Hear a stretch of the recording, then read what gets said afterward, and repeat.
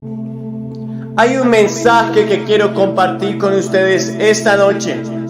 Está en el libro de Isaías, capítulo 66, verso 6. Isaías 66, 6. Dice allí la palabra: voz de alboroto de la ciudad, voz del templo, voz de Jehová que da el pago a sus enemigos. Desde el momento en que tú naces hasta el día en que tú mueres, habrán tres voces que siempre tratarán de guiarte y llevarte a un destino que cada una de esas voces quiere para tu vida. Esas tres voces se manifestarán durante el momento de nacer hasta el día de tu muerte. ¿Y de qué voces está hablando la escritura aquí? Primero, la voz del alboroto. Y el alboroto es eso que produce división, ruina. Alboroto es cuando en una multitud hay un rumor de, por ejemplo, que hay una bomba y la gente se va a confundir, va a salir en estampida y quizás muchos van a morir. Un alboroto es el que causa división, un alboroto es el que causa contienda, un alboroto es el que confunde y produce muerte. Bueno, esa voz de alboroto es la voz de Satanás. Esa voz de alboroto le habló a nuestra primer madre. Desde el momento en que inició la creación de esta tierra, esa voz de alboroto estuvo allí. Esa voz de alboroto habló en el cielo y confundió a miles de ángeles que luego le siguieron. Dice la Biblia que hasta la tercera parte de los ángeles siguieron esa voz de alboroto. Pero esa voz de alboroto que le habló a Eva en el capítulo 3 del Génesis, le dijo que si desobedecía a Dios comiendo del árbol que Dios dijo no comiera, iba a ser como Dios. Que esta desobediencia le iba a dar la capacidad de ser como Dios, conociendo el bien y el mal y guiándose por su propia moralidad. Pues Eva obedeció esa voz y esa voz produjo muerte a toda su descendencia y a ella misma. Quizás has escuchado esa voz. Tú dirás: Billy, pero yo soy un simple mortal, pero yo no soy tan importante. O quizás soy muy importante, soy el pastor de la iglesia, quizás soy un hombre de Dios, una mujer de Dios. Bueno, yo quiero decirte que esa misma voz le habló a Jesús. Dice la Biblia en Mateo capítulo 16, en el verso 22. Jesús les había dicho a sus discípulos: es necesario que yo suba a Jerusalén y allí sea entregado a los gentiles y muera a causa de los pecados de esta tierra. Es necesario que el Cordero de Dios, que el Hijo del Hombre que fue destinado para ser inmolado, vaya a Jerusalén y allí muera. Entonces Pedro, al escuchar esto, le reconvino, lo llevó aparte y le dijo: Señor, no permitas esto, que nunca esto te acontezca. Y entendiendo Jesús que era la voz de Satanás, la voz de alboroto que quería confundirlo, le dijo: apártate de mí, Satanás, porque no pones la mira en las cosas de Dios, sino en las de los hombres. Esa voz de alboroto trató de confundir a Jesús. Esa voz de alboroto es la que trae acusación a tu vida, para traerte remordimiento. Dice en Zacarías capítulo 3 que esa voz estaba a la mano derecha del sumo sacerdote para acusarle. Pero esa misma voz fue reprendida por el ángel de Jehová, diciéndole: que Jehová te reprenda, oh Satanás, que Jehová te reprenda, Jehová que escogió a Jerusalén. ¿Cuántas veces has seguido la voz de alboroto? ¿Cuántas veces has seguido la voz de Satanás, que te incita a pecar, que te incita a hacer maldad, que te incita a hacer lo malo y a desobedecer a Dios? Quizás como a Eva, decirle que establezca sus propios límites morales y que entonces tendrá la capacidad de discernir lo bueno y lo malo, y lo que Él establezca bueno será bueno para él, y lo que Él establezca malo será malo para ella. Esa voz es la que confunde, pero el seguir esa voz solo producirá muerte en tu vida. Luego tenemos la voz del templo. ¿Y a qué se refiere con la voz del templo? Bueno, la Biblia nos habla que nosotros somos templo del Espíritu Santo. Más aún, cuando nosotros somos templo del Espíritu Santo, eso no quiere decir que seamos buenos. De hecho, la Biblia dice que en nuestro corazón, en nuestro cuerpo, en nuestro ser natural solo hay maldad. Dice la Biblia en Génesis capítulo 6 que cuando Dios vio el corazón de los hombres, lo único que pudo ver fue que el pensamiento de los hombres era solamente hacer lo malo. De continuo solamente pensaban en hacer lo malo. La Biblia dice que manifiestas son las obras de la carne, dice en Gálatas 5:19, que son adulterio, ira, fornicación, inmundicia, idolatría, lascivia, pleitos, celos, enemistades, iras, contiendas. Porque en nuestra carne solo está el hacer lo malo. Esa voz del templo fue la que un día le habló allí al rico insensato. Dice la Biblia en el capítulo 12 del libro de Lucas. En el capítulo 12 del libro de Lucas y en el verso 13.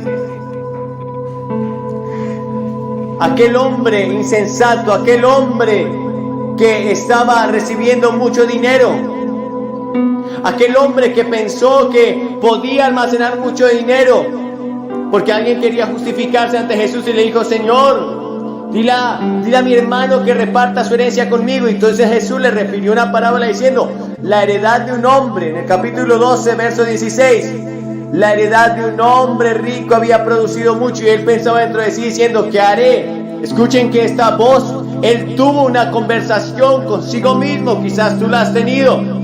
¿Qué haré? Porque no tengo dónde guardar mis frutos. Y dijo: esto haré: derribaré mis graneros y los edificaré mayores, y allí guardaré todos mis frutos y mis bienes. Y diré a mi alma: alma, muchos bienes tienes guardados para muchos años. Reposa, come, bebe, regocíjate. Pero Dios le dijo: necio, esta noche vienen a pedirte tu alma y lo que has provisto, ¿para quién será? Esta voz del templo estaba engañando a este hombre. Esta voz le estaba diciendo: tienes muchos bienes guardados para muchos años. Esta voz le estaba diciendo: come, bebe, regocíjate. Olvídate de las leyes de Dios. Olvídate de seguir a Dios. Aprovecha tu vida. Quizás la voz de tu propio cuerpo, joven, te está diciendo que tengas una sexualidad desordenada, que aproveches tu juventud, que bebas, que fumes, quizás que hagas cosas perversas, porque tu carne, el querer en tu carne solo está en hacer lo malo, dijo el apóstol Pablo. El deseo de la carne es contra el espíritu y el del espíritu contra la carne, y estos se oponen entre sí. Y si no tienes una naturaleza nacida de nuevo, entonces solo hay en ti maldad. Esta voz engañó a este hombre y Dios le dijo: necio, esta noche vienen a pedir tu alma y lo que has provisto, ¿de quién será? Dice la Biblia que así es todo aquel que es rico para consigo mismo, pero se olvida de Dios. Y la voz de tu templo, la voz de tu carne te está engañando y te está llevando a apartarte y a olvidarte de tu Dios. Pero luego tenemos la voz de Dios. Esta misma voz fue la que le dijo a este rico insensato: necio, esta noche vienen a pedir tu alma y lo que has provisto, ¿para quién será? Ahora, esa voz de Dios dice que le habla a todos los hombres. En Hechos 17:31 dice: por cuanto ha establecido un día en el cual juzgará al mundo con justicia, por aquel varón a quien designó, dando fe a todos con haberle levantado de los muertos. Dios ha designado un día. En el verso 30, Hechos 17 dice: pero Dios, habiendo pasado por alto los tiempos de esta ignorancia, ahora manda a todos los hombres en todo lugar que se arrepientan. Esa es la voz de Dios llamando al arrepentimiento. Esa es la voz de Dios diciéndole, mostrándole al hombre su maldad. Esa es la voz de Dios mostrándole al hombre que si no se arrepiente y se vuelven a Él, serán condenados a un eterno infierno.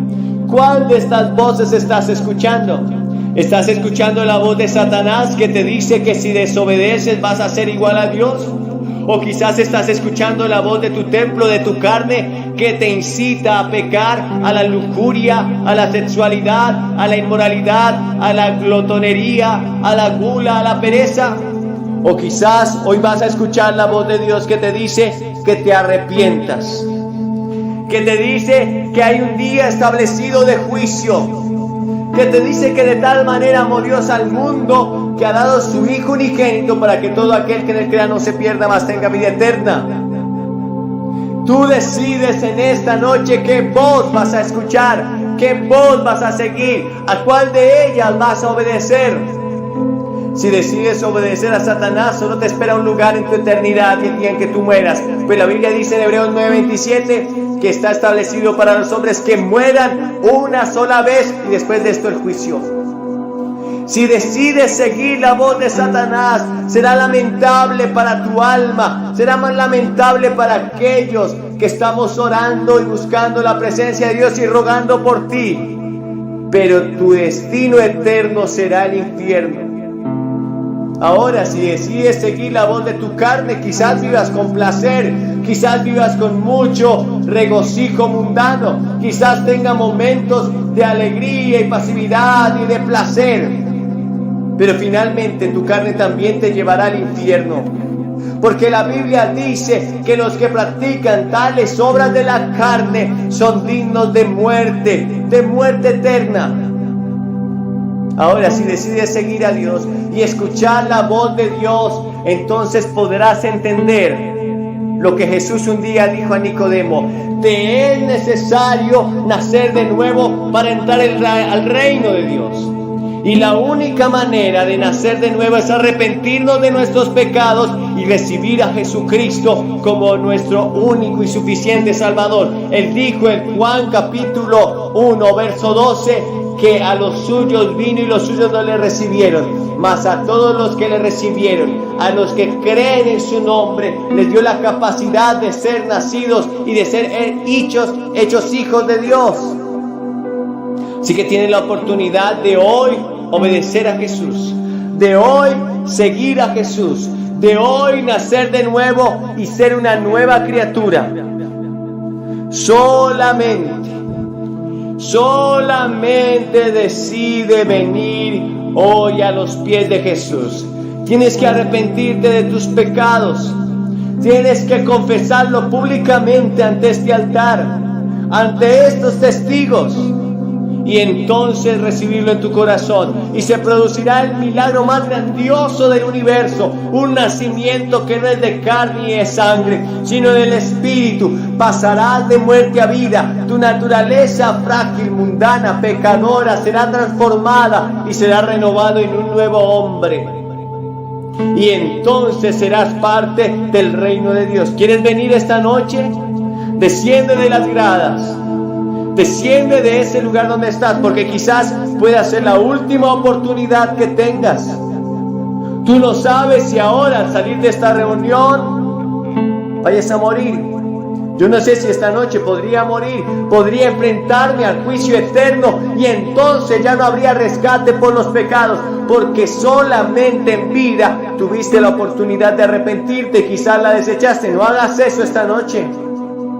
No hay nadie que esté en el infierno a quien Cristo no ha llamado. No hay nadie que esté en el infierno que no haya recibido la oportunidad de arrepentirse. Y hoy tienes tu momento de arrepentimiento. Ven a Cristo ahora. Desciende de esas gradas. Este es tu momento. Este es tu llamado. Este es el tiempo. Este es el tiempo de tu visitación. El Salmo 139 dice que mi embrión te vio. Quiero que sepas que cada uno de nosotros ha sido moldeado por la mano de Dios. Cada detalle de nuestras vidas ha sido diseñado con maravilla y cuidado. Imagina, incluso antes de nacer, Dios ya sabía de nosotros y dedicaba tiempo a examinar a cada uno de nosotros con amor y atención. ¿Por qué Dios presta una atención tan especial a cada uno de nosotros? Acompáñame a explorar más a fondo el significado y la importancia de Dios, saber de nosotros desde que éramos formados en el vientre de nuestra madre, y cómo podemos responder a ese llamado en nuestra vida diaria. Cada día tienes una nueva oportunidad para acercarte a su presencia. Déjate inspirar cada mañana para buscar la dirección correcta de Dios. Esto es, comenzando tu día con Dios. Iniciamos. En el libro de los Hechos, capítulo 1, en el verso 8, si lo pueden poner aquí en la pantalla, dice así la palabra de Dios. Hechos capítulo 1, verso 8. ¿Cuántos están aquí?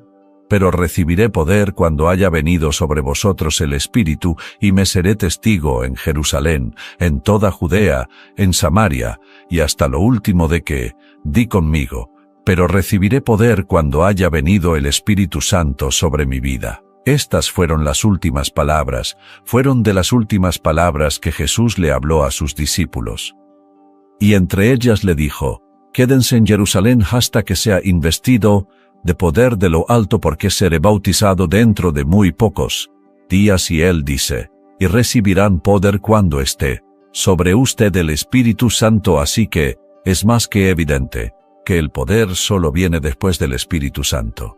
Él les dice, tendrán poder, a lo que en el griego dice dunami, poder para hacer milagros, poder para echar fuera demonio, poder para hacer transformado uno mismo.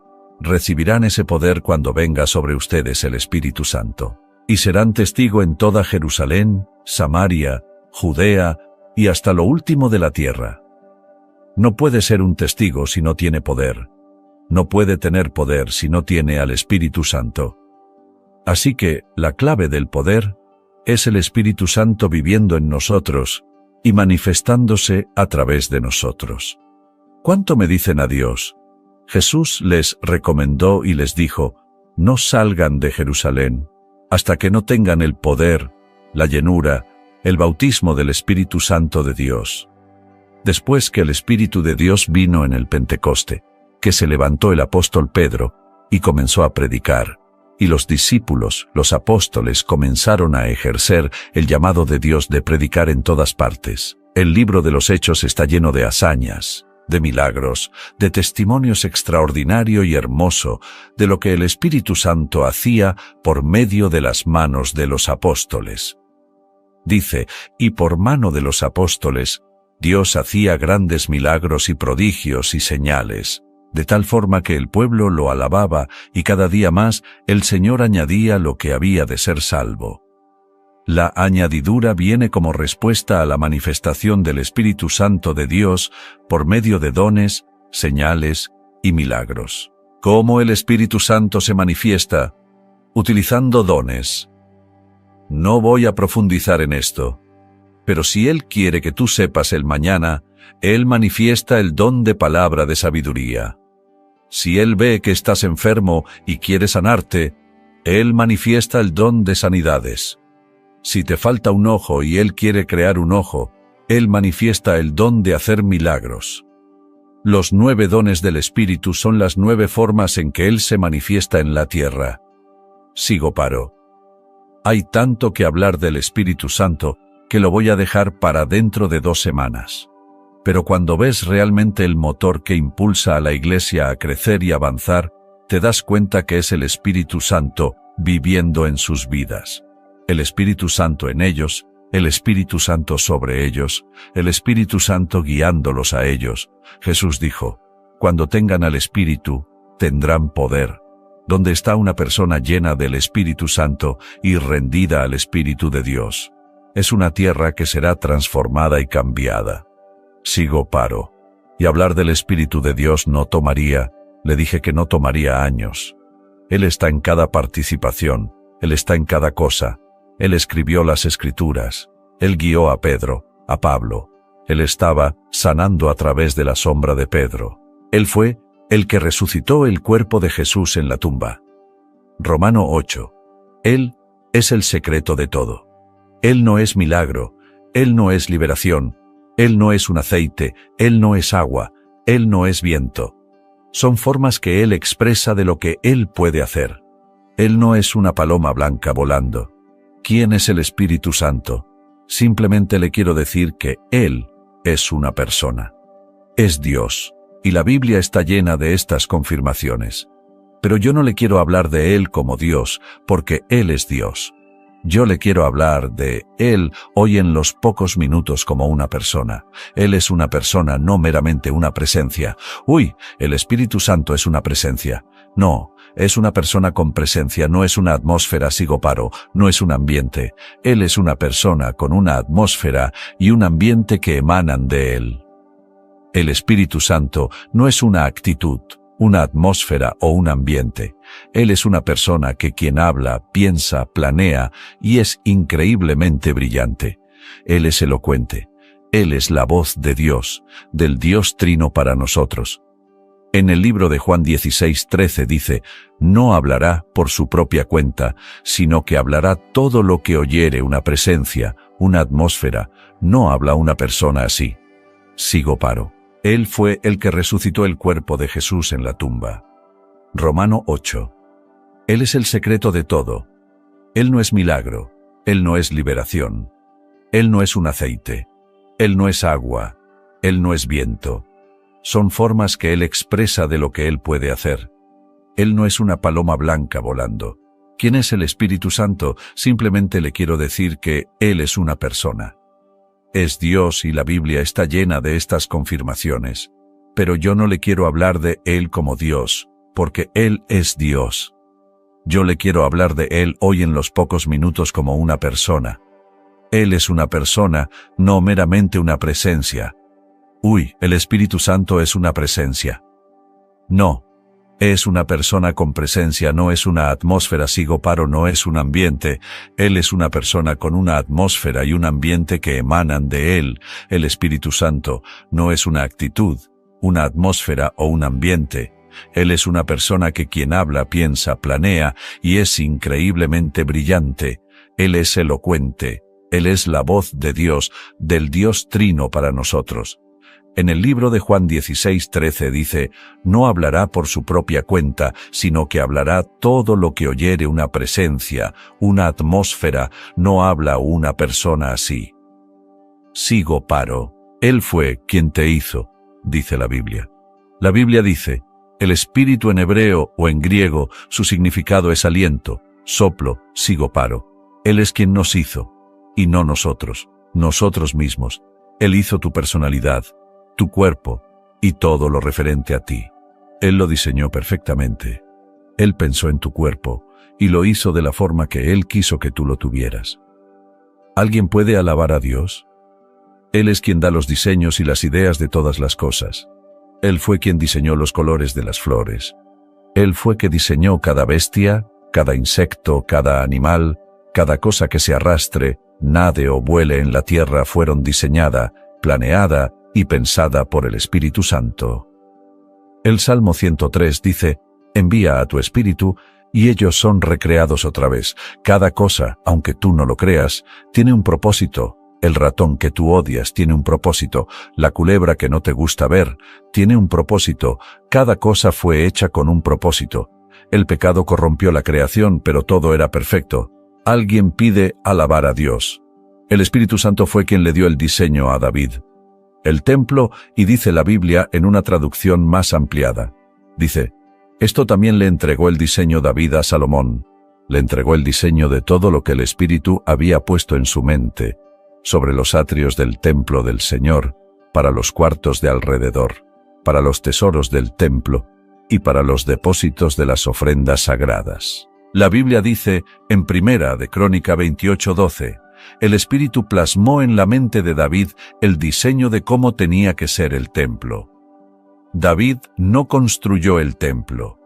Él solo manifestó en Salomón lo que Salomón tenía que hacer.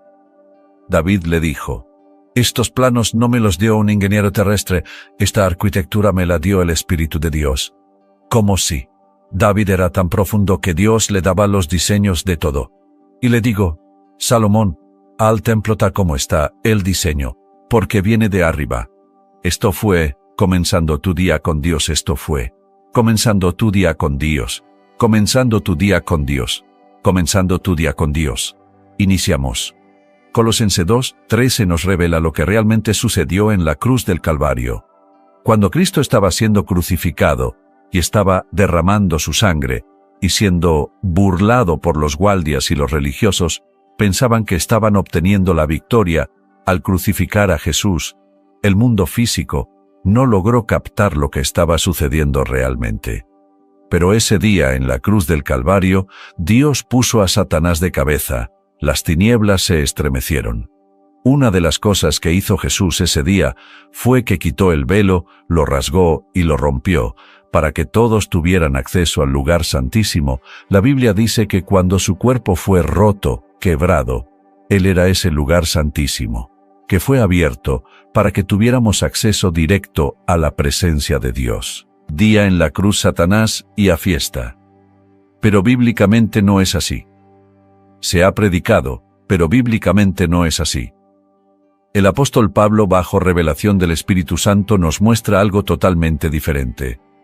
Dice: a vosotros estando muertos en pecados y en la incircuncisión de vuestra carne, os dio vida juntamente con Él, sigoparo, perdonando todos los pecados. Cuando Él estaba ahí, su muerte no estaba. Resucitamos con Él en el mundo espiritual. Y el apóstol Pablo dice, anulando el acta de los decretos que nos había que habían en contra de nosotros, que nos eran contrario, quitándola de en medio, clavándola en la cruz, y allí despojó a los principados y a las potestades. Cuando lo clavaron en la cruz, Él usó los clavos para clavar el acta, el papel que decía que tú y yo no merecíamos entrar al cielo. El contrato que Adán le firmó al diablo, Jesucristo aprovechó los clavos y lo clavó en la cruz, alejazo Malabaca y Amán, y le envió un mensaje al cielo, al infierno y a la tierra, y le dijo, yo redimo a la humanidad, y yo junto con mi cuerpo clavo todo lo que contrario, todo lo que era contrario, todos los argumentos que el diablo usaba para destruir la familia, toda la legalidad que Satanás usaba desde Adán hasta Cristo para atormentar a Abraham, a Isaac y a Jacob, toda la legalidad que le entregó Adán y Eva en el huerto del Edén. Ese día Cristo tomó ese contrato y dijo, yo pagaré por este contrato, y yo derramaré mi sangre por este contrato.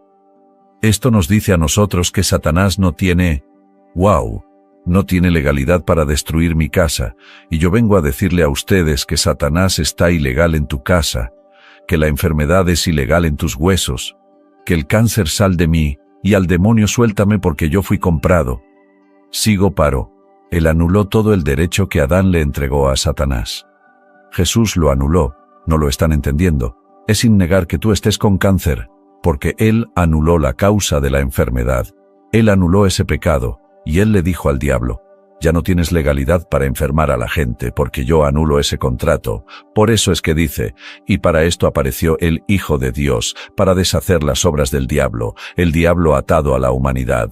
Y es por eso, Virginia, que Él le dice, digan a Juan, que los ciegos ven, que los enfermos son sanados, que los muertos son resucitados. Díganle que el reino ha llegado, que el Cristo está aquí, que yo soy el Adán profetizado. Alguien tiene que alabar a Dios. Y por eso yo creo que hoy todo tu humor tiene que ser arrancado. Por eso yo creo hoy que pulmones dañados son recreados. Por eso yo creo esta palabra, que órganos dañados pueden ser creados, aquí hígados afectados, páncreas enfermo. Oh gloria, Él lo anuló. Lo escuchaste, diablo, Él lo anuló. Lo escuchaste, espíritu, Él anuló todo, y basado a esa palabra. Si esa palabra es verdad, Satanás, nada tiene que ver contigo. Alábalo si esa palabra es verdad. Cuando Él anuló el acta, anuló el pecado. Anuló lo que nos acusaba, y al anular el pecado anuló todo lo que el pecado produce. Depresión, enfermedad, amargura, influencia satánica, Él lo anuló todo. Cristo está aquí, y yo estoy aquí parado para testificar que mi Cristo anuló todo. El poder del diablo lo hizo ánico, lo hizo nada y puso al diablo debajo de nuestros pies y nos dijo, písenlo porque ya yo lo vencí. Písenlo porque os doy poder, písenlo porque le doy autoridad, písenlo. No importa qué espíritu de hechizo se levante, lo vamos a pisar, no por nuestras fuerzas, sino por aquel que fue inmolado desde antes de la fundación del mundo, el Cristo de la gloria. Y si esta sangre es poderosa, si esta sangre de verdad es lo más poderoso que hay, donde está la sangre de Cristo, los diablos salen. Donde está la sangre de Cristo, el cáncer se va. Él lo anuló. Dile a alguien, Él lo anuló. No dejes que el diablo te siga acusando. Él dijo, nada tiene que ver conmigo, Satanás. Dilo, nada. La depresión hoy será arrancada porque vengo en el poder del Espíritu Santo en esta mañana. Vengo en el poder del espíritu de enfermedad. Vete tu humor, desaparece. Aramacaya cayendo como un rayo que pisó aquí la iglesia y comenzó a caminar con pasos que hacen temblar en el mundo espiritual. Alamasama, Lama Lama, Sandalabasama. No hay lugar para Satanás en tu vida. No hay lugar para Satanás en tu vida. Él pagó el precio. Cristo pagó ese precio ya. Sé libre, sé sano. Sé sano. Este fue tu programa, comenzando tu día con Dios. Si Dios testifica por ti, lo que la gente diga en contra de ti, sobra. La naturaleza del testimonio de Dios es un poder ilimitado, un aliento y un apoyo firme en nuestras vidas. Pero, ¿cómo podemos atraer la presencia de Él? ¿Cómo podemos crear las condiciones para que Dios trabaje en nuestras vidas? Exploraremos los principios y acciones que podemos tomar para abrir la puerta a la cercanía y guía de Dios en nuestro día a día. Comienza tu viaje para buscar y experimentar la presencia de Dios, donde todo se vuelve más significativo y poderoso que nunca. Gracias por ver el video. Cómo entrar a la presencia de Dios. Y cómo capturar la presencia de Dios no va a ser atraída por las muchas oraciones de la mente. El salmista, aquí dice lo siguiente: Oh Jehová, de mañana oirás mi voz, y de mañana me presentaré delante de ti, y yo esperaré de Dios, te miraré en ti. Hay 4 puntos importantes que podemos señalar en este salmo, que nos va a ayudar a relacionarnos con la presencia de Dios continuamente, constantemente. El día diariamente a la presencia de no a empujar. Cuando tú pierdas la comunión o el diario contacto con el Espíritu de Dios, tú termina empujando donde debe de estar fluyendo. Y en esto vemos 4 puntos que señala el salmista. Importante. Primero, de mañana te buscaré. Él señala un horario específico. El día tiene 24 horas. Él no dice de tarde te buscaré o de noche. Él especifica y dice, de mañana te buscaré. Diga conmigo, de mañana te buscaré. Nos habla de un horario específico. ¿Sigo o paro? Diga conmigo, un horario. Para usted poder relacionarse con Dios, tiene que ser fiel en un horario. ¿Sigo o paro? Si usted va a hablar con el presidente o con su jefe, usted no va a la hora que usted quiera. Usted establece un horario. Entonces, es importante tener un horario específico para buscar a Dios todos los días. Y el salmista dice que ese horario que él utiliza es el horario de la mañana. Todas las mañanas me presentaré. Todas las mañanas oirá mi voz. Diga conmigo un horario. Segundo, orar. Tiempo de clamar, tiempo de adorarle, tiempo de hablarle a Dios. Miren los 2 principios. Horario, en la mañana, segundo, oración. Ese debe de ser el pan nuestro de cada día. Toda la mañana debemos de buscar el rostro de la presencia de Dios. ¿Cuánto bendicen a Dios? Denle un aplauso al Todopoderoso. Tercero, dice, de mañana me presentaré delante de ti. Diga conmigo, me presentaré. La palabra me presentaré significa me moveré. Me moveré de un lugar donde estoy a un lugar específico para estar contigo. Toda la mañana debemos de entrar en movimiento para acercarnos a Dios. La Biblia dice, acercado pues a Dios, y Él se acercará a ustedes. Debe de haber una iniciativa, debe de haber un movimiento, una acción de nosotros. Oh no, Señor, yo estoy en mi cama, ven, visítame aquí, no te va a visitar. Este salmista dice, todas las mañanas, yo me presentaré, yo iré a buscarte, yo estaré delante de ti, me levantaré de donde me acosté, iré a un lugar específico, porque creo que tú estarás ahí, y hablaremos. Sigo paro, me presentaré delante de ti. Y lo más poderoso de estos 4 principios, el primero, es un horario, una hora específica. Segundo, oración, oirá mi voz, oirá mi clamor al hablar de la mañana. Está hablando antes que raye el alba, entre rayando el alba o antes, todas las mañanas oirá mi voz, todas las mañanas me presentaré delante de ti, toda la mañana voy a buscar tu rostro. Toda la mañana voy a esperar en ti. Y de los 4 principios, el más poderoso en el cual quiero hablar es que Él dice, y esperaré. Es fácil ubicar un horario, es más, es fácil orar, es fácil moverse a buscar a Dios, pero lo más difícil no es levantarse de mañana. Ahí es donde la mayoría de nosotros no podemos capturar la visitación de Dios, porque no sabemos esperar. No nos gusta esperar. Sí, Copal, no nos gusta esperar. Queremos tener el control. Estamos tan adictos a lo rápido que creemos que con Dios será igual. Sin embargo, Dios literalmente legará en el tiempo que la carne se murió o se adormece. Dios va a esperar que los sentimientos humanos hayan calmado para Él dejar sentir su presencia. ¿Cuánto le van a Dios? Esperar en Dios. Diga conmigo, esperar. La clave literalmente, y eso yo lo experimenté en mis inicios en el ministerio, voy a hablar más adelante de esto, es el poder de matar la carne. Cuando tú aprendes a esperar en Dios, está literalmente dependiendo de Dios, no dependiendo de tu fuerza ni de tus movimientos, digo, o paro, a su nombre, y esperar en oración, en Dios, para poder entrar a la presencia de Dios. Mira, yo ayuné mucho tiempo, y nosotros nos encerrábamos por días en una habitación solo.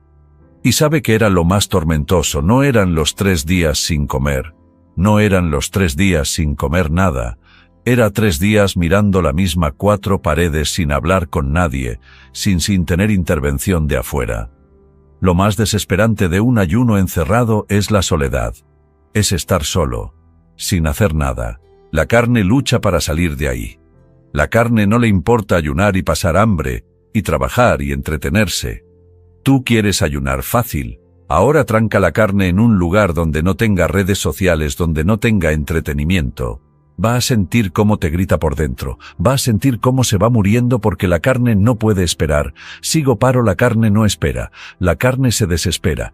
Y ese es el poder que tiene la espera. En Dios que mata todo lo que carne en tu vida. O por lo menos lo controla. Alguien diga aleluya. Dios habló a Samuel. Y Samuel le dijo a Saúl que lo esperara hasta el 7º día, que cuando él llegara iba a hacer el sacrificio. ¿Sabe qué hizo Samuel? ¿Qué hizo Saúl? Se desesperó y hizo él el sacrificio. Terminando él de hacerlo, y ahí va caminando y entrando Samuel. Por un poquito que no esperó, lo perdió todo.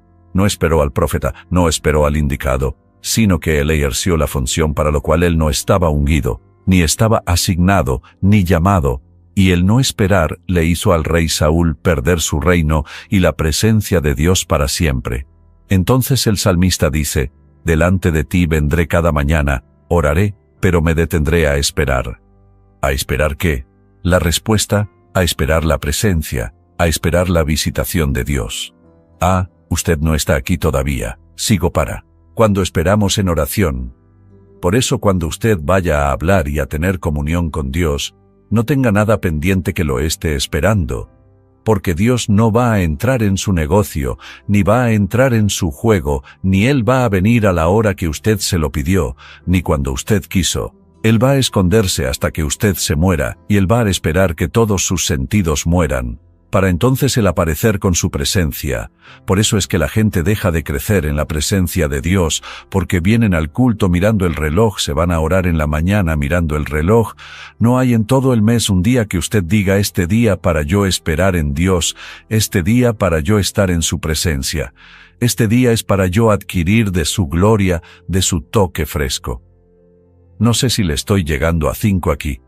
Por lo menos, lo de la red es de que alguien me está entendiendo aquí hoy. La clave está en esperarlo a Él, en esperar su presencia. De hecho, en mi experiencia, la oración sin su presencia es un rito. Dios aborrece todo lo que lo produce la carne. Dios no acepta lo de la carne. Usted puede ir con una lista para orar por Petronila y todo el mundo. Dios no va a recibir lista de usted. Dios le va a revelar la lista de Él. Por eso la oración que funciona es la oración que espera su presencia. Es la oración que ora en el Espíritu. Alguien tiene que alabar a Dios. Pablo dice, no sabemos orar ni cómo conviene. Pero el Espíritu, diga el Espíritu, diga el Espíritu, la presencia de Dios. Él conoce el corazón de Dios. Entonces hay que aprender a esperar. La carne no quiere ni puede esperar. La carne, cuando la ponen a esperar a Dios, se muere. Y de pronto tú comienzas a sentir cosas sobrenaturales. Alguien aname a Dios. Y de pronto comienzan los ojos a abrirse, porque todo comienza a cambiar cuando llega la presencia de Dios. Ah, usted está aquí. ¿Sigo o paro? Ahora sí lo para. Arazón le va a dar un toquecito sobre eso. Lo que cambió a Jacob, y le va a dar un toque, fue que Jacob se quedó solo y esperó. ¿Cuánto me dicen adiós? Y el ángel le dijo, ¿cómo te llamas, Jacob? No se dirá más tu nombre Jacob, sino Israel. Y lo bendijo. ¿Sigo paro? ¿Cuándo Jacob recibe la bendición? Cuando le rompieron el muslo. Antes de romperle el muslo, él trató de apaciguar la ira de Esaú y no pudo. Todo lo que hizo en la carne no le funcionó. Los regalos que le mandó Saúl no funcionaron. ¿Sabe cuándo las cosas se le voltearon a su favor?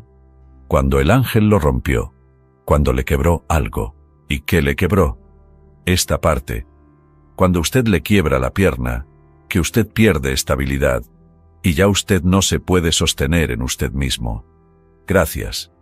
Dios no te va a dejar fluir hasta que Él no te quiebre, hasta que Él no quite tu estabilidad humana en la que tú has descansado, y cuando Él te destabilice toda fuerza de hombre, entonces tú dependerás de Él, y es ahí donde no tiene que darle regalo a la gente para caerle bien, sino que la gracia de Dios es la que te hace fluir.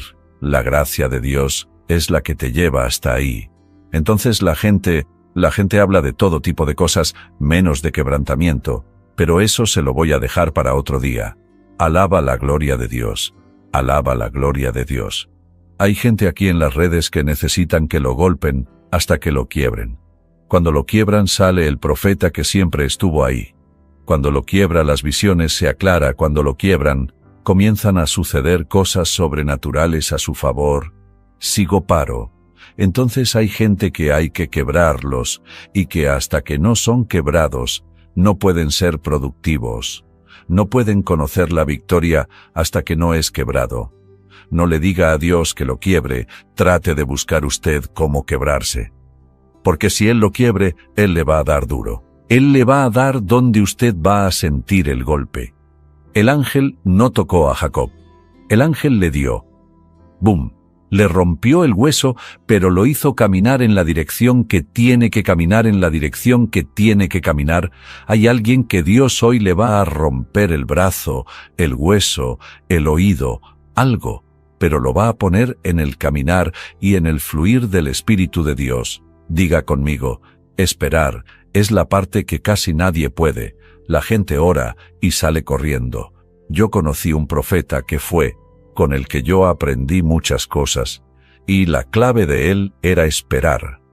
Yo lo miraba ponerse de rodilla a las 11 de la noche, de él fue que yo aprendí eso. Después escuché a otro predicador muy poderoso que dijo lo mismo. Después hablé con Luz Israel cuando vino aquí, lo mismo, y con todo el que lo hace elegible, para compenetrarse o relacionarse con la presencia de Dios. El esperar es lo que lo prepara para que los ojos canales se cierren y se abran los espirituales. El esperar era el que lo preparaba, el que le cerraba el oído carnal y le abría el oído espiritual. Alaba la gloria de Dios, porque en esa espera, en el silencio de la noche, se morían todas las ambiciones de ellos y todo el interés carnal. Y comenzaba a él ponerse de rodilla a las antes de la noche, y vive Dios que yo nunca lo vi amanecer boceando. Y yo, muévete esta noche. No, nunca lo vi, nunca. Y era un profeta de los más poderosos que yo he conocido en mi vida, de los más poderosos. No había redes, y una noche me dijo a las 5 de la mañana cuando yo desperté, que lo miré de rodillas. Yo me dormía y lo dejaba de rodillas y despertaba, y él seguía de rodillas. Y me levantó, y me dijo, vas a comer gallina. Hoy yo dije, ¿cómo así, profeta? Vi una mujer que tocaba la puerta, y traía 2 gallinas. 5 minutos la puerta, pastor, porque estaban los durmiendo en la casa del pastor. Dígame, hermana fulana. El Señor me dijo que le traerá estas 2 gallinas para que se las cocine a los predicadores. Yo decía, ¿qué hombre este? hay que andar con cuidado. Y que usted no esté pensando en casa, ni en carro, ni en tontería, ni en dinero, ni en tontería. Escuche, misterio. Que le van a hacer a usted trascender de ser niño espiritual a crecer en lo sobrenatural de Dios. Entienda hoy que sus oídos se abran. El secreto era que yo nunca lo vi voceando la noche entera. Él se arrodillaba y solo tú oías, quieto. Y había un momento en que se quedaba en silencio. Tú pensabas que estaba dormido. No. Estaba orando en su espíritu, en su interior. Él esperaba hasta que Dios venía y hablaba. Y eso yo aprendí de ese hombre de Dios. Y le voy a contar lo que yo mismo he vivido y comencé a vivir. Ahora, esperar será clave para que la presencia de Dios te visite. Recuerda que la presencia de Dios no se relaciona con carne ni camina con carnalidad. Alguien puede fingir un don, un milagro, falsificarlo.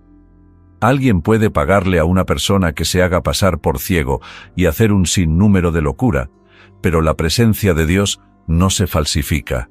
¿Cómo tú te das cuenta cuando una mujer, un hombre, está bien delante de Dios cuando su presencia camina con él?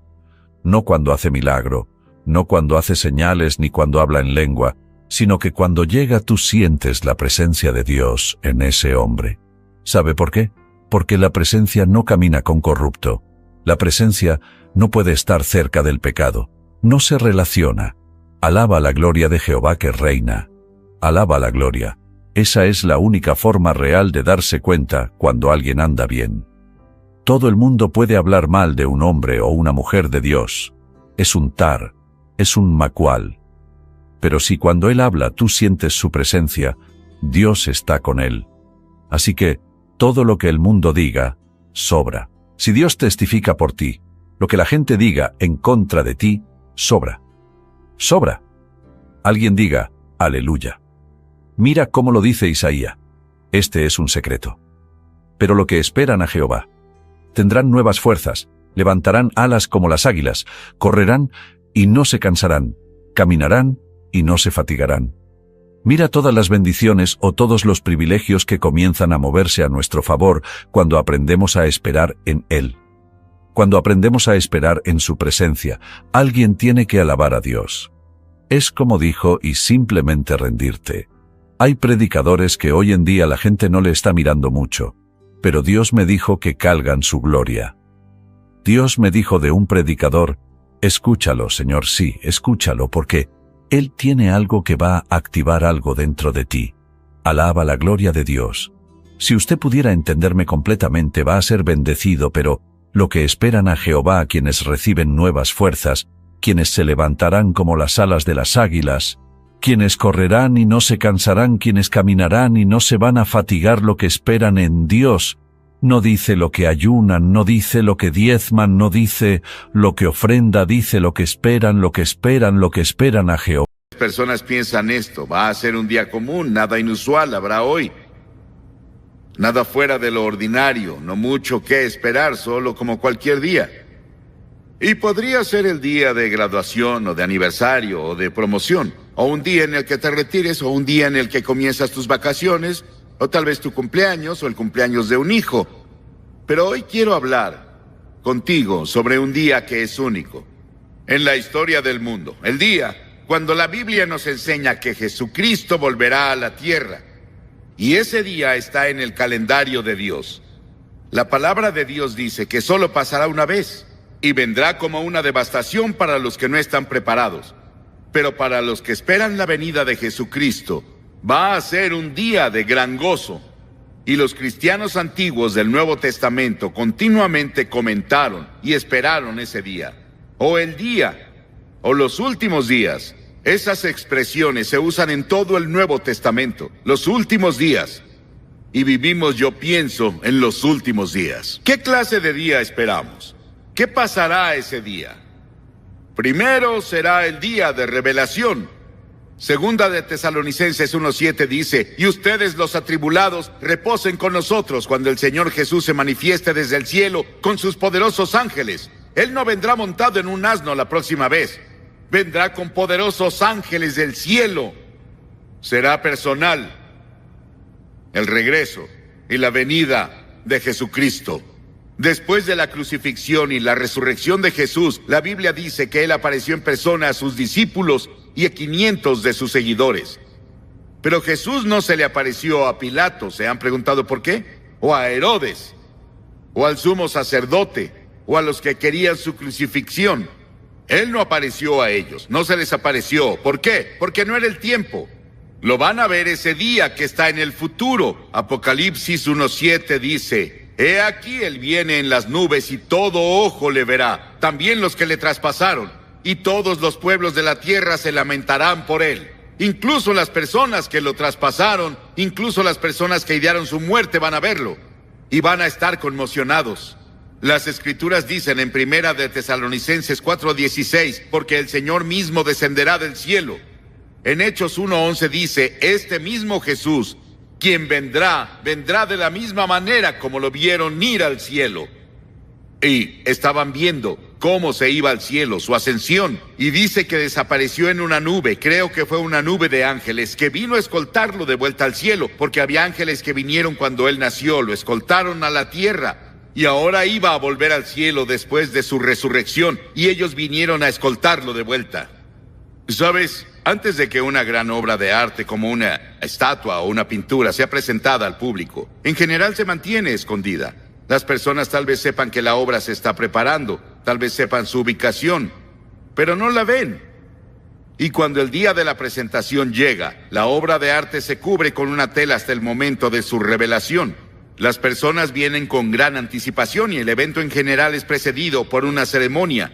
Y cuando se quita lo que cubre, la obra de arte es revelada a la vista para que todos la vean. Ese día, las Escrituras dicen, será la revelación del que ha estado escondido. Hoy es el día en que Cristo está escondido, no está aquí en persona, en el sentido de su carne. No se ve.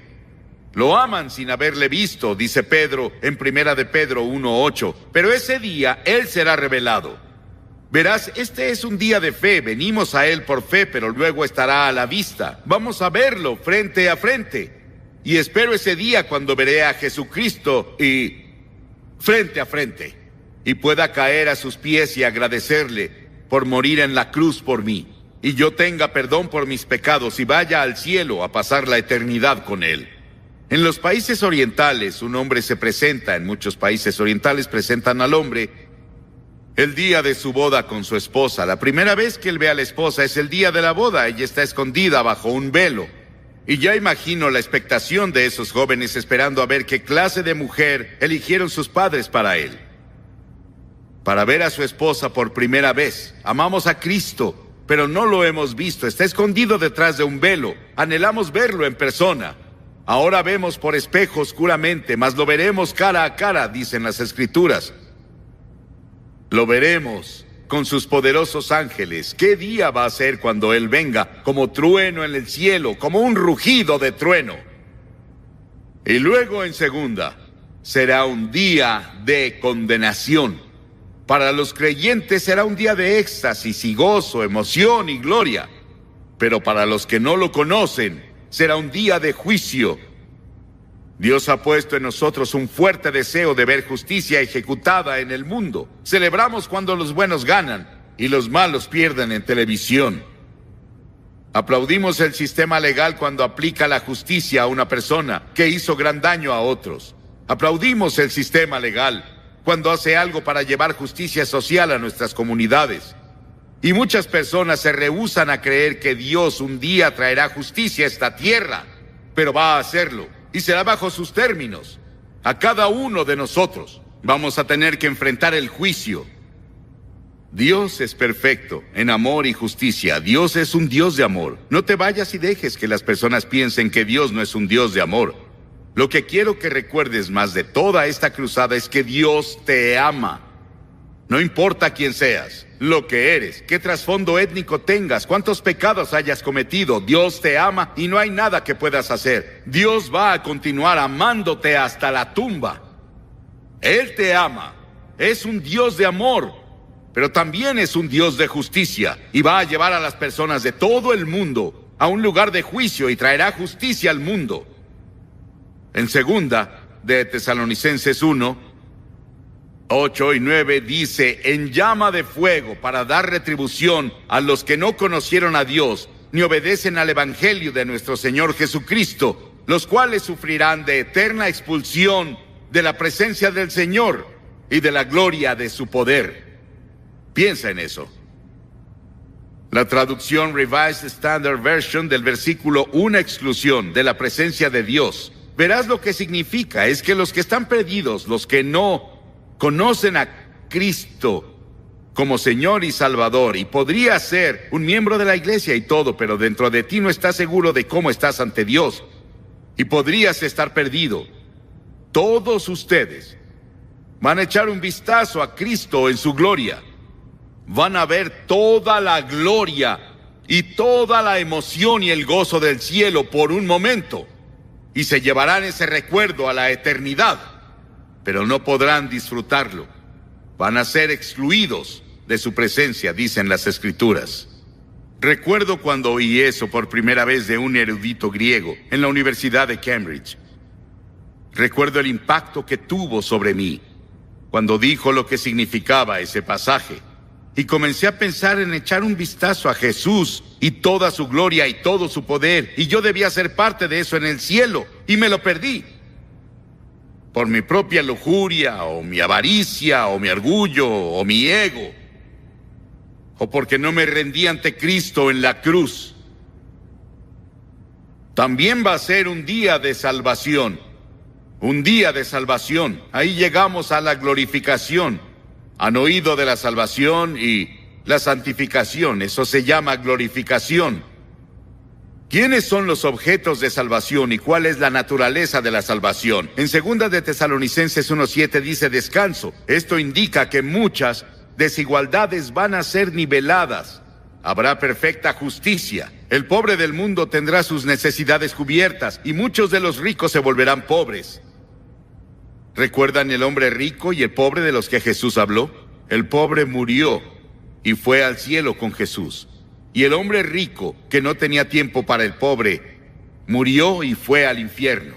Había un gran abismo entre ellos, y el hombre rico clamó. Él vio a Abraham y clamó diciendo, ven a traerme un poco de agua, solo toca mi lengua con agua, y por favor ve a decirles a mis hermanos que no vengan a este lugar. Es terrible. Lo que sea el infierno es una separación de Dios. El cielo se describe en los términos que indican. Lo importante no va a ser nuestro gozo. Voy a saltar de arriba a abajo si me dejan. Voy a aplaudir más que las personas de Albany. Voy a aplaudirle al Señor Jesucristo hasta que mis manos se caigan. Voy a arrodillarme hasta que mis rodillas estén llenas de sangre por eso. Y le daré la gloria y la alabanza y el honor, pero no va a ser lo importante.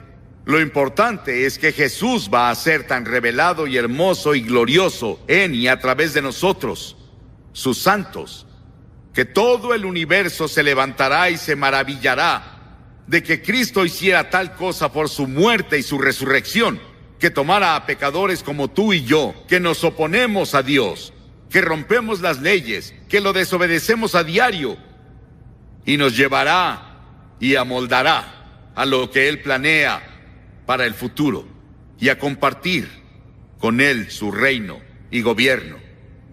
Él va a ser tan revelado en su belleza y gloria en y a través de sus santos que todo el universo se detendrá sorprendido. Verás, un obrero es revelado por su trabajo. Sir Christopher Wren fue el diseñador de la Catedral de San Pablo en Londres, y recuerdo cuando fuimos a Londres el año después de la guerra. Cliff Barrows y su esposa Billy y mi esposa y yo fuimos a Inglaterra y predicamos allá por 6 meses, y toda la ciudad estaba casi en ruinas, pero veías la Catedral de San Pablo de pie con toda su gloria. Había sufrido un poco de daño, pero no mucho. Sir Christopher Wren la diseñó. Dentro de la catedral hay una placa en su memoria. Y dice, si buscas el monumento de Sir Christopher Wren, aquí lo ves. Este es su monumento. El monumento del Señor Jesucristo, su obra en la tierra, en la cruz y su resurrección seremos tú y yo. todos los que conocen a Cristo, el cuerpo de Cristo. Somos su obra maestra. Cuando el universo mire a su iglesia glorificada, se maravillará de su belleza. No pensarán en ti y en mí, van a pensar en Él. Todos nuestros pensamientos se centrarán en Él. El universo estará impresionado, no por nosotros, sino por Él, que logró esto. Cristo será el centro del cielo. Y en el infierno, a donde sea que veas, nunca lo verás. Este es el día que el Señor ha hecho. Regocijémonos con gozo en Él, dicen las Escrituras. Habrá un día en el que Cristo volverá. Hasta ahora, cuando vendrá es un secreto. Según un artículo reciente del New York Times del año pasado, el gobierno de los Estados Unidos creó 6.800.000 mensajes y documentos clasificados. Son muchos secretos. Y claro, sabemos que esos secretos tienen fugas. Pero Dios tiene un secreto que no le reveló a nadie.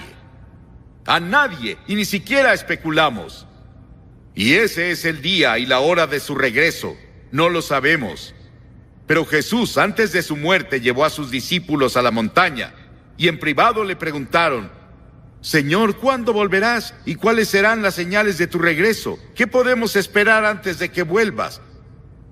¿Cuáles serán los indicadores de que vendrás de nuevo y el final del mundo? O los sistemas como los conocemos, que están dominados por el mal. Y Jesús contestó: ese día y esa hora ningún hombre, ni siquiera los ángeles la conocen, solo mi Padre sabe. Pero dejó claro a los discípulos que el tiempo de su segunda venida habría señales que veríamos. ¿Y cuáles son las señales que Él dejó? Primero dijo que habría guerras y rumores de guerras. ¿No te suena a los encabezados de los periódicos todo el tiempo? Las guerras y rumores de guerra. Sí, tuvimos un maravilloso tiempo de paz aparente que hay en el mundo. Me alegra lo que ha pasado.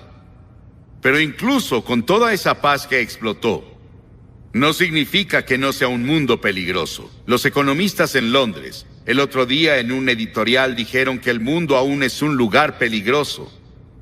El final de la Guerra Fría y el nuevo relajamiento entre el este y el oeste han tentado a algunos a creer que la paz es el orden del día. Los economistas dicen que no. Nos deshicimos de una gran fuente de tensión, aunque el mundo aún tiene muchas pequeñas.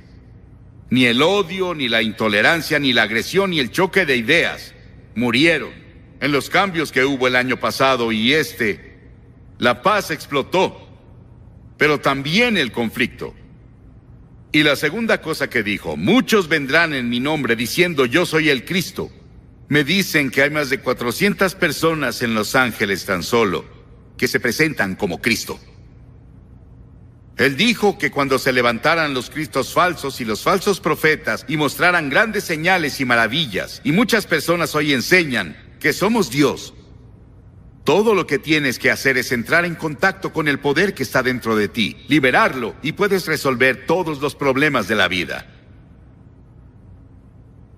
Y luego, en tercera, Jesús dijo que las masas se sobrecargarán de excesos y ebriedad e inquietudes de esta vida. Y ese día vendrá sobre innumerables personas inconscientes. En otras palabras, vamos a divertirnos y a estar en todas nuestras fiestas, y vamos a ir a todos los clubes nocturnos y a beber en exceso y a usar drogas. El sexo y la violencia son las mayores amenazas de la generación actual. Y son amenazas grandes, pero Jesús predijo todo eso. Él dijo que estarán viviendo como en los días de Noé, comiendo y bebiendo y casándose y dándose en matrimonio, intercambiando esposas. Y todo eso sucede hoy en una escala que nunca imaginamos. El crítico social y autor Tom Wolfe comentó de los años 80. Dijo que es la década de la fiebre del dinero, en la que la idea de inmoralidad sexual casi se desvanece. ¿Dónde están nuestros valores morales? Vamos a ver los talk shows. Y ellos nos dicen qué valores morales existen en el momento presente. Y conozco a una de esas personas. Y lo conocemos desde hace mucho. Él antes tenía fuertes valores morales, pero con los años ha sucumbido hasta ahora. Cuando lo ves en televisión, ves que se ha resbalado muy lejos de donde solía estar. Jesús dejó muy claro que habría riqueza sin igual y avaricia y excesos de indulgencia al aproximarnos al final de los días. Un columnista del periódico llamó a nuestro estilo de vida babilónico. Y luego, cuarto, Jesús dijo que habría hambrunas en muchos lugares y pestilencias, no universales, pero en diferentes lugares, dijo. Mucha de la hambruna en el mundo hoy es por el hombre, el resultado de luchas políticas y guerras civiles. Vean la hambruna en Monrovia y Liberia hoy. 500,000 personas amontonadas en ese lugar. No hay agua. El agua se suspendió por 10 días. No hay comida. No hay arroz. Y las enfermedades brotaron. ¿Qué pasará? Y está pasando en muchas partes del mundo. Está pasando en lugares como India, y parece que la guerra entre India y Pakistán está muy, muy cercana. Y vemos todas esas cosas pasando ahora. Y son las cosas que Jesús predijo que pasarían justo antes de que Él viniera. Nuestro país gasta miles de millones de dólares al año en programas de reducción, cuando el resto del mundo intenta tener algo de comida. Y luego dijo, la iniquidad abundará. Y Él hablaba de perversiones sexuales. ¿Sí? No voy a ir a eso esta noche, porque no tenemos tiempo. Pero los crímenes diarios nos asustan. Las jóvenes que son atacadas hoy y violadas son 40% más que hace un año. Algo está pasando. Parece que un espíritu malo y terrible se ha soltado, y así es el diablo. Alguien me preguntó, ¿qué anda mal con el mundo? Y dije, el pecado anda mal con el mundo y el diablo aviva la llama. Y aviva el fuego, eso pasa. Y nos inquirimos, los valores morales desaparecieron completamente, muchos. Incluso los cristianos hoy están confundidos. Nos volvimos cristianos terrenales en lugar de los que leen la Biblia y estudian las Escrituras y se ponen a orar. Nos sentamos enfrente de nuestra tele y obtenemos valores morales de ahí.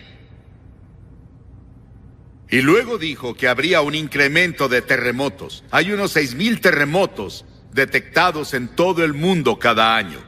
El promedio de muertes por terremotos en el siglo XX ha sido de 20,000 personas cada año. En Armenia en 1988 fueron 25,000. En Irán hace unas semanas fueron 50,000. Los terremotos incrementan. En segunda de Pedro dice, ya que todo será destruido en ese día, ¿qué clase de personas deberíamos ser? Ahora tenemos el efecto del ozono. Todos están preocupados por el ambiente, deberían estarlo, porque en este pasaje de las Escrituras nos enseñan que la tierra se va a derretir. Se desvanecerá.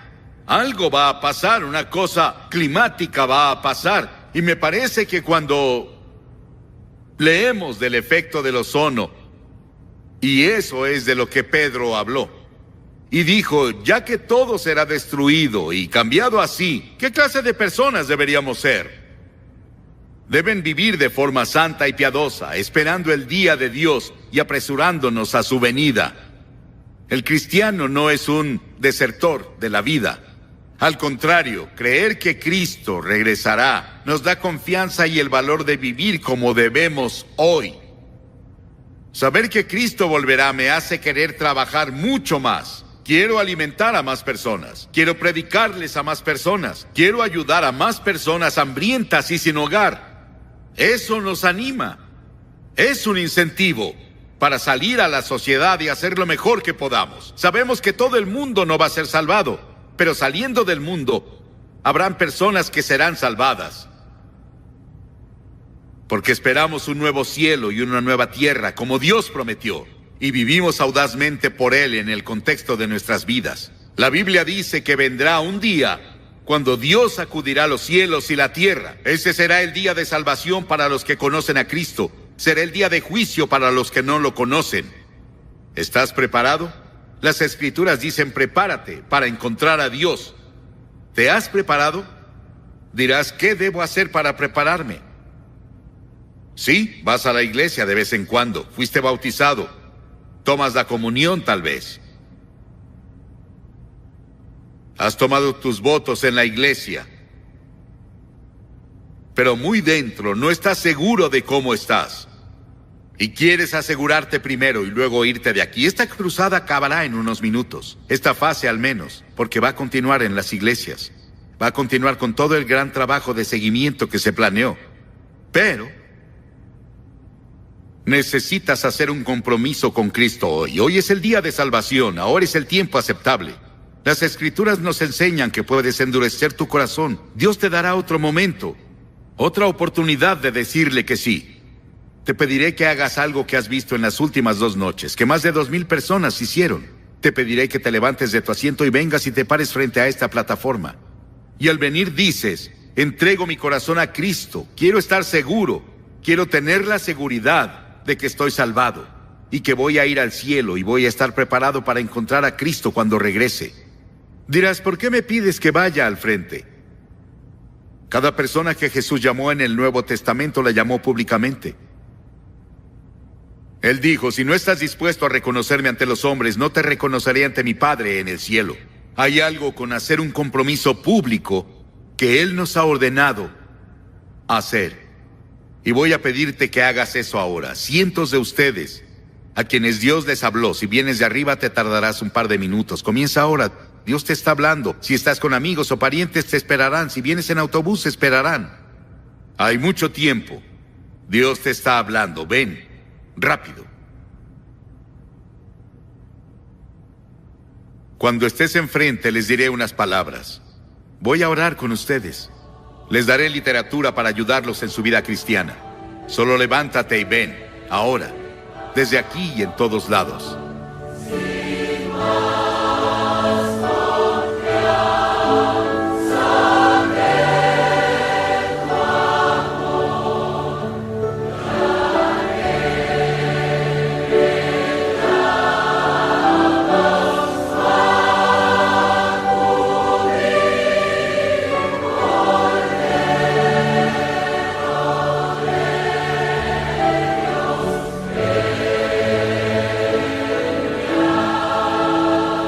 La palabra de Dios promete que podemos estar seguros de que un día estaremos en el cielo con Dios. No solo tener la esperanza o el deseo de ello. Hoy tú podrás estar seguro de tu hogar eterno. Toma un momento para comunicarte con nosotros a través de nuestra página web. Nuestros consejeros se contactarán contigo vía chat. Y recuerda, Dios te ama. Los que han estado viendo por televisión pueden ver que cientos de personas vienen aquí, en la Knickerbocker Arena, en Albany, Nueva York. Es maravilloso este cuadro. Y Ralph Bell, quien ha predicado noche tras noche antes de que yo viniera, ha visto a cientos de personas llegar a Cristo cuando él predicó también. Hay una gran hambre espiritual y un gran movimiento del Espíritu de Dios. Te pido que recibas a Cristo en tu corazón donde sea que estés. En tu casa, tal vez en un club o tal vez en un cuarto de hotel. Puedes decirle que sí a Cristo. Dios te bendiga y te ayude a tomar ese compromiso esta noche. Y asegúrate de ir a la iglesia el domingo. El día en que Jesucristo vuelva, ¿será uno de temor y conmoción? ¿O será de gran gozo para ti? ¿Qué pasará si mueres antes de que Jesús regrese? ¿Estás seguro de que Dios te recibirá en el cielo por toda la eternidad? Dios te ama. Él quiere que estés seguro. Puedes estar seguro ahora mismo. Hay alguien aquí que quiere hablar contigo, responder a tus preguntas y orar. Esta noche quiero que vayan conmigo al segundo capítulo. El segundo capítulo del libro de Hebreos. El segundo capítulo del libro de Hebreos, comenzando en el versículo 1.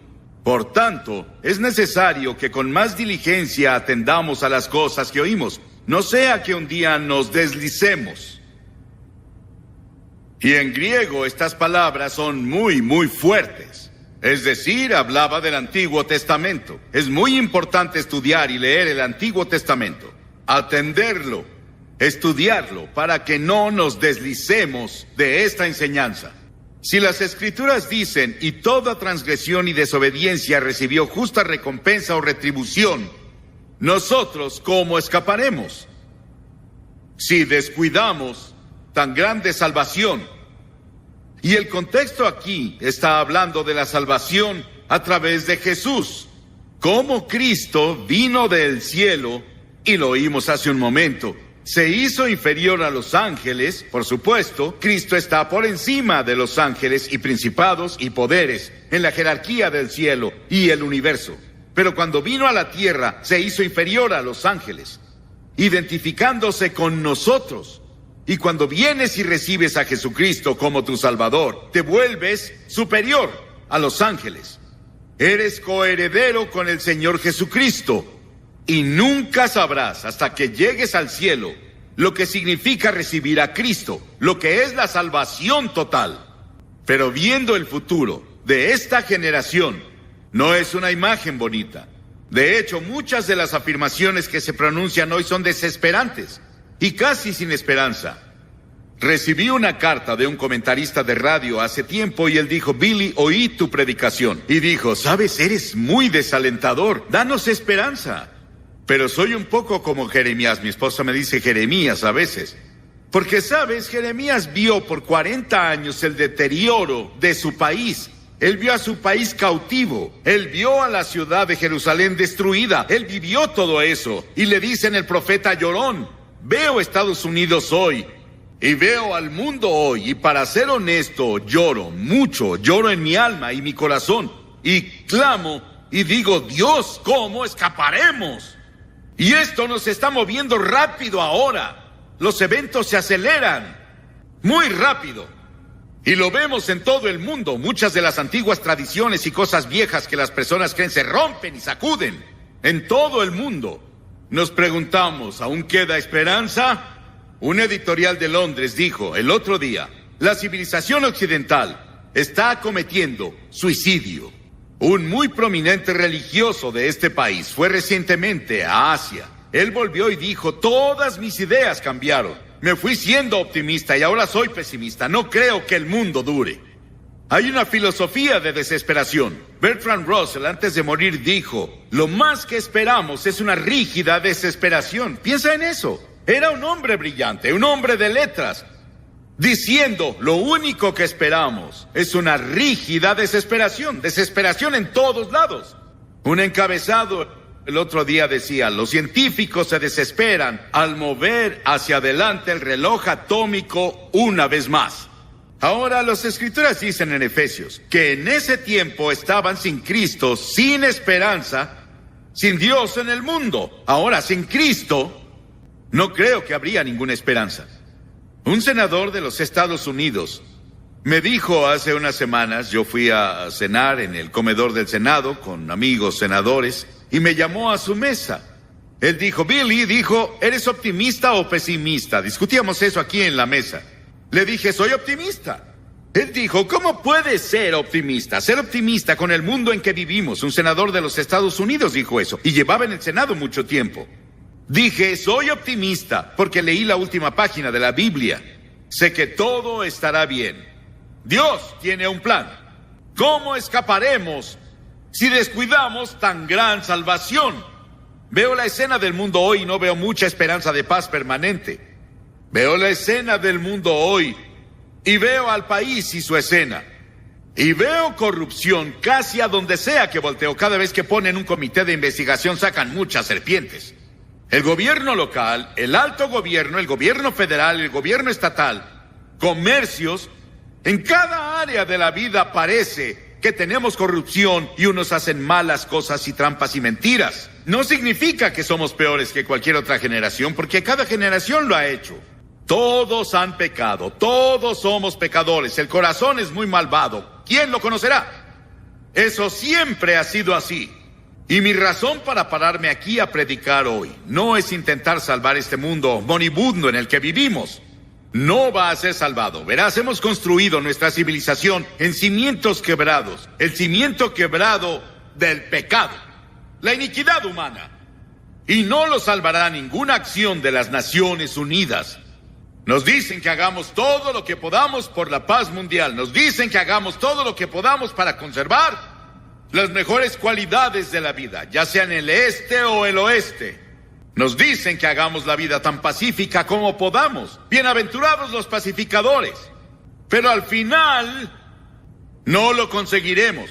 Totalmente. Tal vez lo logremos, una generación, podemos parchar aquí un poco y algo allá y allá algo. Pero al final, vamos hacia el juicio del mundo, en el que habrá tribulación, habrá un anticristo y habrá un juicio. Pero al final de todo eso, cuando el hombre esté en el Armagedón y la raza humana esté a punto de destruirse sola, el Señor Jesucristo va a volver. Desesperado. Pero aún hay esperanza. ¿Qué hacen las personas cuando leen los encabezados y ven la televisión? Te diré lo que hacen. Intentan escapar. Intentan escapar. ¿Cómo escapan las personas? Algunas escapan soñando despiertas, fingiendo que no pasará nada. O escapan a través de imaginaciones diabólicas, como hacían en los días de Noé. Verán, Satanás se disfraza como ángel de luz y dice: sal y vive tu vida, pásatela bien y olvídate de todo. Hay un escape de placer. Huyen hacia la pasión, al apetito y el deseo. Un hombre escribió: voy a ahogar mis problemas en alcohol, y millones están haciendo justo eso. Un empresario dijo: voy a salir, huiré un fin de semana con mi secretaria. El mundo es tan malo que voy a divertirme mientras pueda. 1 de cada 2 matrimonios se separan. Intercambian esposas, todas las cosas que suceden hoy, cosas increíbles. ¿Qué tan lejos Dios permitirá que esto continúe? ¿Cómo podemos escapar si descuidamos tan grande salvación? La Biblia nos advierte contra el engaño de los placeres, las cosas que son serias. John Steinbeck le escribió a Adlai Stevenson una carta una vez, y aquí está una parte de lo que dice. John Steinbeck dijo esto: si quisiera destruir una nación, le daría demasiado, y la tendría de rodillas, miserable, ambiciosa y enferma. Y dijo: así está Estados Unidos ahora. Santiago una vez dijo en el 5º capítulo: su oro y su plata se han oxidado. Ese óxido dará testimonio contra ustedes y consumirá sus cuerpos como fuego. Han amontonado riquezas para los últimos tiempos, pero no podrán gastarlo. ¿De qué aprovecha al hombre ganar todo el mundo si pierde su alma? Y muchos de ustedes están matando, intentando conseguir un pequeño rincón del mundo, y están perdiendo su alma. ¿Cómo escaparemos si descuidamos tan grande salvación? La esposa de uno de nuestros senadores famosos fue citada por la prensa diciendo: querido Dios, ¿a dónde ha ido toda la felicidad? La felicidad real y el gozo y la paz parecen estar desapareciendo. Las personas tienen miedo de andar por las calles en la noche en cualquier ciudad. Violaciones, robos, crimen, homicidio. ¿Cómo escaparemos? El escape final, claro, es el suicidio. Y hubo un gran teólogo, uno de nuestros grandes teólogos. Había sido presidente de uno de nuestros más prestigiados seminarios. Él y su esposa tenían un pacto de suicidio y se suicidaron hace como 3 semanas. Las personas terminan suicidándose. ¿Saben lo que Amós dijo? Amós en el 9º capítulo dijo: aunque se escondan en el sepulcro, de allí los sacará mi mano. Aunque suban hasta el cielo, de allí los derribaré. Los suicidios entre los menores de 19 años se duplicaron en los últimos 2 años. Esta multitud sentada aquí, si tienen menos de 19 años, los suicidios se duplicaron el último año en el país. Y luego hay otro escape, especialmente en los campus universitarios hoy. Hay un escape de radicalismo. Unirse a una causa radical. Vamos a derrocar al gobierno.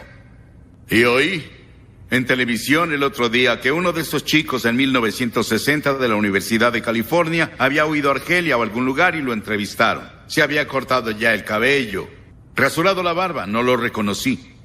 Lo conocía de nombre. Él tenía 3 hijos. Dijo: no, si pudiera volver a mi país, entraría a ese sistema, porque he viajado mucho por el mundo para saber que nuestro sistema es el más grandioso del mundo. Lo que haces es sustituir un montón de pecadores por otro montón de pecadores. Nunca tendrás a nadie que sea totalmente 100% puro y del todo honesto.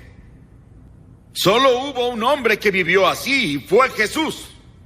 Y lo que buscamos hoy es al hombre perfecto, el político perfecto, el empresario perfecto, el líder perfecto del sindicato. No lo encontrarás.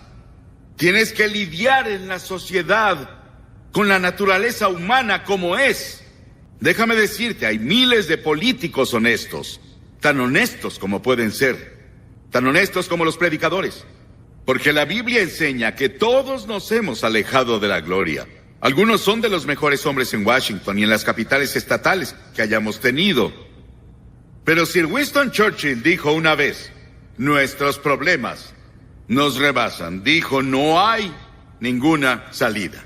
¿Cómo escaparemos si descuidamos tan grande salvación? ¿Cuál es nuestra esperanza? Quiero decirles que es muy importante que tengas algo de esperanza. Porque verás, no solo tienes los problemas del mundo que mencioné, tienes tus propios problemas personales. Tienes tus presiones personales. Tienes tu infierno personal en el que vives ahora y buscas una salida y buscas una forma de escape. ¿Cómo voy a quitarme esta carga tan pesada? Tal vez fallaste en la universidad, tal vez es una relación amorosa rota. Tal vez es algo más, presión de tus padres. Lo que pueda ser, tal vez tus padres se separaron y eso te desgarró. Y sientes presión y quieres huir y esconderte y quieres escapar. Has intentado las drogas, has intentado el alcohol y no funciona. Bueno, es muy importante que tengas esperanza. Si pierdes la esperanza, estás acabado, viejo o joven. Lo que el oxígeno es para los pulmones, es la esperanza para el significado de la vida humana. Y el destino de la humanidad depende, pienso, de su provisión de esperanza. Un cardiólogo famoso escribió el otro día y dijo, la esperanza es la medicina que uso más que todas. Cuando un hombre tiene un infarto, dijo, intento darle esperanza de inmediato. Un profesor de medicina reconocido dijo, en este estado, la esperanza es como la medicina. ¿Cómo escaparemos? Citaron el Reader's Digest hace poco diciendo, para ser feliz una persona debe tener a alguien a quien amar, algo que hacer y algo que esperar. ¿Cuál es tu esperanza? ¿En dónde colocas tu esperanza? ¿El gobierno? ¿El sistema educativo? ¿Cuál es tu esperanza? Voy a decirte a dónde está mi esperanza esta noche.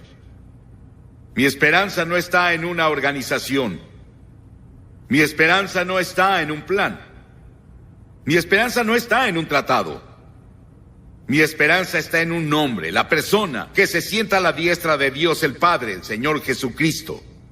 Y la Biblia dice que Dios puso en él toda autoridad sobre el cielo y la tierra.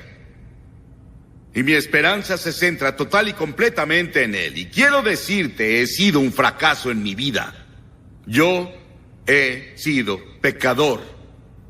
He quebrado las leyes de Dios. Merezco el juicio, merezco el infierno. Pero Él vino a morir por mí en la cruz. Y porque Él vino a morir en la cruz, yo fui salvado. He escapado. Tengo esperanza. Yo sé que iré al cielo. Y tengo la presencia de Dios conmigo aquí y ahora para ayudarme en esta vida presente. ¿Tienes esa esperanza? La Biblia habla sobre la esperanza de la resurrección. Pablo habla de la esperanza en la resurrección y dice, si en esta vida solamente esperamos en Cristo, somos los más miserables de los hombres. ¿Eres cristiano? Dice, sí. En algún momento cuando era niño o niña recibí a Cristo como Salvador. Pero hasta ahí llega. Pablo dijo, si solo en esta vida tenemos esperanza, dijo, soy miserable. Pero dijo, más allá hay una ciudad continua. Hay una ciudad cuyo constructor y hacedor es Dios. Hay un cielo en el futuro. Y la Biblia habla sobre la resurrección. Sí, vamos a regresar de los muertos. Sí, hay esperanza en la resurrección y hay esperanza en la justicia. Nosotros, por obra del Espíritu, aguardamos con esperanza la justicia mediante la fe, dijo Pablo en Gálatas 5:5. Esta palabra es la misma que usamos para justificación. Cuando Dios perdona, Dios dice desde la cruz, te amo. Está dispuesto a perdonarte cada pecado que hayas cometido. Significa justo como si nunca lo hiciste. Supón que alguien hace algo contra mí y digo, sí, te perdono. Estás perdonado, pero aún lo recuerdo. 10 años después, te veo y digo, sí, recuerdo que me hiciste eso cuando estaba en la universidad. Te perdoné, pero aún no puedo olvidar lo que me hiciste. Pero verás, Dios no lo hace así. Dios te perdona y olvida. Y te justifica. Como si nunca hubieras cometido pecado. Él ni siquiera tiene memoria. Es increíble, pero eso es lo que pasa, la esperanza de la justicia. Porque verás, yo ahora estoy vestido en la justicia del Señor Jesucristo. Y cuando Dios me ve, Él no ve al viejo de mal corazón que es Billy Graham. Él ve a Jesús, que vive en mi corazón. Y dice, porque Jesús vive en tu corazón, estás perdonado. Eres vestido con su justicia. Hoy puedo reclamar por fe una justicia, no la mía, la justicia de Cristo. Porque Dios dice, sé santo como yo soy santo. No puedo ser tan santo como Dios, pero tengo que ser tan santo como Dios si quiero ir al cielo. Y la única forma de ser tan santo como Dios es apropiarme de la justicia de Jesucristo. Cuando llegue a la entrada del cielo, van a ver mis vestidos y no van a ver el viejo traje que traigo puesto. Van a verme vestido de la justicia de Cristo. Voy a seguir con el mérito de su sangre derramada en la cruz. ¿Sí? Hay esperanza. Y luego no solo hay esperanza de justicia, sino que hay esperanza de vida eterna. Vivir para siempre con Él. Hay esperanza de la segunda venida de Jesucristo. Mientras aguardamos la bendita esperanza, la gloriosa venida de nuestro gran Dios y Salvador, Jesucristo. Jesucristo, nuestra esperanza, Pablo le dijo a Timoteo. El Nuevo Testamento es un libro emocionante, porque está tan lleno de esperanza y expectativa. Las Escrituras dicen, nuestra esperanza está en el cielo, mientras esperamos al Salvador, el Señor Jesucristo. Y las Escrituras dicen, y en el cielo resonaron fuertes voces que decían, los reinos del mundo han venido a ser de Cristo nuestro Señor, y de su Cristo, y Él reinará por los siglos de los siglos de los siglos. Y es la misma esperanza y la misma imagen de dos amantes que fueron separados por un tiempo, esperando su reunión. Todos los desamores de la historia terminarán en la reunión de los amantes. Toda la agonía de los siglos terminará en la reunión de los amantes. ¿Has estado separado de alguien a quien amas? ¿Tienes una novia o un novio que no has visto en unos 3 o 4 meses? Vaya, esperen a reencontrarse. Es una de las ventajas de ser evangelista y viajar. Mi esposa y yo tenemos muchas despedidas. Pero vaya, cuando nos volvemos a ver. Es una luna de miel de nuevo. Espero su venida, espero que ella quiera verme. Al menos ella dice que sí. Y así será ese glorioso día cuando Cristo venga. Y seremos llevados en el aire para encontrarlo. Es como dos amantes que se reúnen. ¿Qué esperanza tenemos? Imagina que no tenemos una Biblia. Imagina que no hay salvación, ni cruz, ni tumba vacía. Supón que no hay nada que dar. Salvo haz lo que puedas, intenta enmendarlo. Haz lo que puedas. Pero tenemos esperanza. Hay un plan en su libro de redención. Dios tiene un plan para el futuro. Y el futuro ya está definido. Tu futuro. Y Dios está interesado en ti. ¿Cómo escaparás si descuidas esta salvación? Si descuidas a Cristo. Nota que dice descuidar. Tal vez no vas a rechazar a Cristo, solo lo descuidas. Te unes a una iglesia, tal vez ya eres miembro de una, pero en tu relación personal con Cristo lo has descuidado. No tienes tiempo para Él. No es lo primero en tu vida. Algo más es lo primero. Él demanda el primer lugar. Él demanda ser el Señor y amo de toda tu vida. Esta noche quiero hablar de un hombre ciego en la Biblia que se puso en contacto con Jesús. Se encuentra en el 10º capítulo del Evangelio de Marcos. El 10º capítulo del Evangelio de Marcos. Comenzando en el versículo 46. Llegaron a Jericó. Más tarde salió de la ciudad con sus discípulos y de una gran multitud. El ciego Bartimeo, el hijo de Timeo, estaba sentado junto al camino mendigando. Al oír que el que venía era Jesús de Nazaret, se puso a gritar y decía: Jesús, hijo de David, ten compasión de mí. Muchos lo reprendían para que cerrara la boca. Pero él se puso a gritar aún más: «Hijo de David, ten compasión de mí». Jesús se detuvo y dijo: «Llámenlo». Así que llamaron al ciego, le dijeron: «Ánimo, levántate, él te llama». Él, arrojando la capa, dio un salto y se acercó a Jesús. Jesús le preguntó: «¿Qué quieres que haga por ti?». Respondió el ciego: «Rabí, quiero recibir la vista». Pero hay muchas personas hoy que son así. Leí el otro día que había 42 millones de personas en el mundo que están ciegas. Las autoridades de la salud estiman que de todas las causas, 500,000 de niños quedan irreversiblemente ciegos en todo el mundo cada año. Y esta es una gran tragedia, y muchas personas y países y agencias de salud trabajan para cambiar eso. Una tragedia de igual o mayor proporción es la ceguera espiritual que las personas tienen, porque la Biblia dice que tienes 2 pares de ojos: los ojos físicos con los que ves, y tienes ojos espirituales, y puedes ver físicamente, pero tal vez no ves espiritualmente. La ceguera espiritual afecta a todos en esta audiencia. Hay miles de personas aquí esta noche que me ven aquí, pero están espiritualmente ciegos, y es una ceguera que evita que realmente conozcan a Dios. Bartimeo era un hombre ciego. Él salió de un pequeño lugar donde pasó la noche. Nunca había tenido esperanza de que podría ver, y salía por la puerta de Jericó y pedía limosna a las personas que pasaban. Personas que iban al mercado o personas que venían a un negocio ese día, y él decía: «Ayúdame, ayúdame, ayúdame, ayúdame». Tenía su bastón. Él tenía un manto harapiento. Rogaba por pan a una mujer cuando pasó por su camino y le dieron leche. Y luego se sentó con otros ciegos también, y otros mendigos, y mendigaban, esperando que las personas les lanzaran un poco de dinero o les dieran algo. Entonces miro a Bartimeo y me veo a mí mismo, o te veo. La Biblia dice que él era ciego espiritualmente. Los líderes mundiales buscan a tientas. Escucho algunas cosas en televisión de algunos de nuestros líderes mundiales y me sorprende su ceguera espiritual.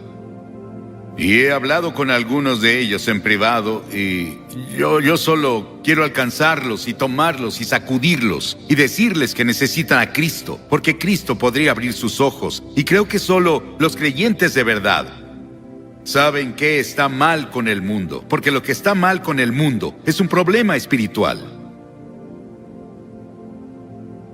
Ahora Bartimeo no veía sus harapos, no veía su suciedad, no veía tampoco la belleza. Y de vez en cuando leemos sobre alguien que vive en una casa o apartamento que está lleno de contenedores vacíos y desechos y basura. Y la persona que vive ahí parece llevar una vida perfectamente normal. Y están bien vestidos. Conozco una casa así ahora, donde la señora viste bien, el esposo es doctor, y son respetables, son personas finas. Y cuando los ves afuera, crees que son la pareja más maravillosa del mundo. Pero si entras a su casa, es un basurero, parece un chiquero. Y es así como muchos de nosotros parecemos estar bien por fuera, pero en nuestros corazones y nuestras almas sabemos que algo está mal. Y por alguna razón, a la persona no parece importarle. Las Escrituras dicen: pero el hombre natural es el hombre ordinario, el hombre antes de llegar a Cristo. No percibe las cosas que son del Espíritu de Dios, porque para él son locura, y él no las puede entender, porque se han de discernir espiritualmente. Parece una locura que esté parado aquí y te diga que la razón por la que Jesucristo murió en la cruz hace 2000 años y resucitó de los muertos fue para tener un impacto en tu vida hoy y ahora, y darte una seguridad y paz y gozo que nunca has conocido jamás, y para ayudarte a resolver muchos de los problemas en las relaciones que enfrentas, y darte una carga por tu prójimo. Pero es cierto, y algunas personas llaman a eso locura. La Biblia dice que la proclamación del Evangelio es locura para los que perecen. Estás cegado por el Dios de este mundo. ¿Y quién es el Dios de este mundo? Jesús lo llamó el diablo. Huestes en las regiones celestes, el príncipe de este mundo. Hay otra fuerza en este mundo. Y esa otra fuerza tiene poderes sobrenaturales también, y esa otra fuerza es el diablo. Y hay un conflicto ahora, el conflicto de los siglos, entre las fuerzas de Dios y las fuerzas del diablo. Dirás, ¿por qué Dios permite eso? Es un gran misterio. Es un misterio de dónde vino el diablo. La Biblia nos dice en el capítulo 28 de Ezequiel. También nos lo dice en el capítulo 14 de Isaías. Tenemos una imagen de eso y hay otras imágenes en todas las escrituras. Pero hay un diablo. Él no gobierna en el infierno, nunca ha estado ahí. Está vivo, establecido en este planeta. Puedes llamar malvado todo lo que quieras, pero sabes que hay maldad en el mundo. Todos sabemos que algo está mal, pero no sabemos qué. La Biblia nos dice que detrás de todo esto está el diablo. Dirás, ¿por qué Dios no mata al diablo y termina con eso? Pero un día Dios va a hacer justo eso. No va a matarlo, lo echará al lago de fuego. Pero ese día no llega aún. Aunque el diablo ya sufrió una gran derrota, hubo una gran victoria de Dios en la cruz. La cruz parecía una derrota para Dios, pero de hecho venció al diablo. Y tú y yo podemos entrar a la victoria que Cristo ganó en la cruz cuando llegamos a conocerlo. Pero luego, el Dios de este mundo ofuscó nuestros ojos están ciegos espiritualmente, y por eso solo el Espíritu Santo puede borrar esa ceguera que tus ojos tienen ahora. Y este hombre no solo era ciego, también era pobre. Leemos sobre la pobreza en el mundo hoy y nos rompe el corazón. Muchos sufrimos esta noche de pobreza espiritual. Y este hombre no solo era ciego y pobre, estaba indefenso. Bartimeo esperaba morir en su ceguera. Nadie podía sanar ese tipo de ceguera. Pero hubo un rayo de esperanza para Bartimeo. Bartimeo había oído muchos rumores de ese extraño de Galilea, que iba y venía por la región sanando a personas y ayudando a las personas y predicándoles. Y escuchó que se acercaba una gran multitud. Sus oídos eran muy agudos y él pudo oírlos. Oyó a los niños, oyó a las personas hablando con los demás. Y dijo, ¿qué sucede? ¿Qué sucede? Nadie le decía. Y la gente se acercaba más y más. Y asió la túnica de alguien que iba pasando. Y dijo, dime, ¿quién está pasando por aquí? Y ese extraño, que nadie conoce su nombre, se giró y dijo, Jesús de Nazaret está pasando. Y Bartimeo pensó, Jesús de Nazaret, he escuchado sobre él. He escuchado que sana a personas, que ayuda a las personas, tal vez pueda ayudarme. Sabes, solo hay algunas veces en nuestra vida que Jesús de Nazaret pasa y tenemos una oportunidad como la que tenemos hoy de recibirlo. Verán, muchos han estado orando y el Espíritu Santo ha estado trabajando y muchas personas han recibido a Cristo. Y qué gran hora y qué momento para estar aquí. Ese extraño le dio el mensaje. Jesús de Nazaret está pasando. Recuerdo la historia del director médico de Portugal, un antiguo director médico, e iba caminando por la calle un día y un pedazo de papel se pegó a su pie. Fue a casa, se lo quitó del zapato y lo miró y ya era un fragmento del Evangelio y decidió leerlo, lo leyó. Y para hacer el cuento corto, él se convirtió a Cristo y se volvió un gran líder cristiano y un gran maestro de la Biblia. Un testimonio simple como ese. Dios puede usar todas las cosas y por eso siempre debemos ser fieles al testificar, porque nunca sabes cuando esa mesera del restaurante o la persona que conociste en el trabajo, ellos ven tu vida, claro, para ver si lo respaldas con tu forma de vida. Jesús está pasando por Hamilton. Jesús está pasando en el Golden Horseshoe. Él puede estar pasando por tu hogar, puede estar pasando por el cuarto que ocupas en el hotel. Está pasando aquí al sur de Ontario. Y con desesperación Bartimeo gritó con todas sus fuerzas, Jesús, hijo de David, ten misericordia de mí, ten misericordia de mí. Y los otros mendigos dijeron, cierra la boca, los magistrados oirán sobre esto y vendrán a ponernos en prisión. Pero él siguió gritando, este era su momento, su única oportunidad. Jesús estaba ahí y él iba a aprovecharlo. Y los otros dijeron, quieto Bartimeo, ¿quién quiere oír sobre un pobre mendigo como tú? Pero entre más lo reprendían, más gritaba. Y quiero que notes varias cosas de esto. Primero, Él clamó por lo correcto. Él clamó por misericordia. Necesitaba otras cosas, pero lo que más necesitaba era a Cristo. Él necesitaba a Dios. Ten misericordia de mí, hijo de David. Ten misericordia de mí. Es lo que todos necesitamos esta noche, la misericordia de Dios. Misericordia.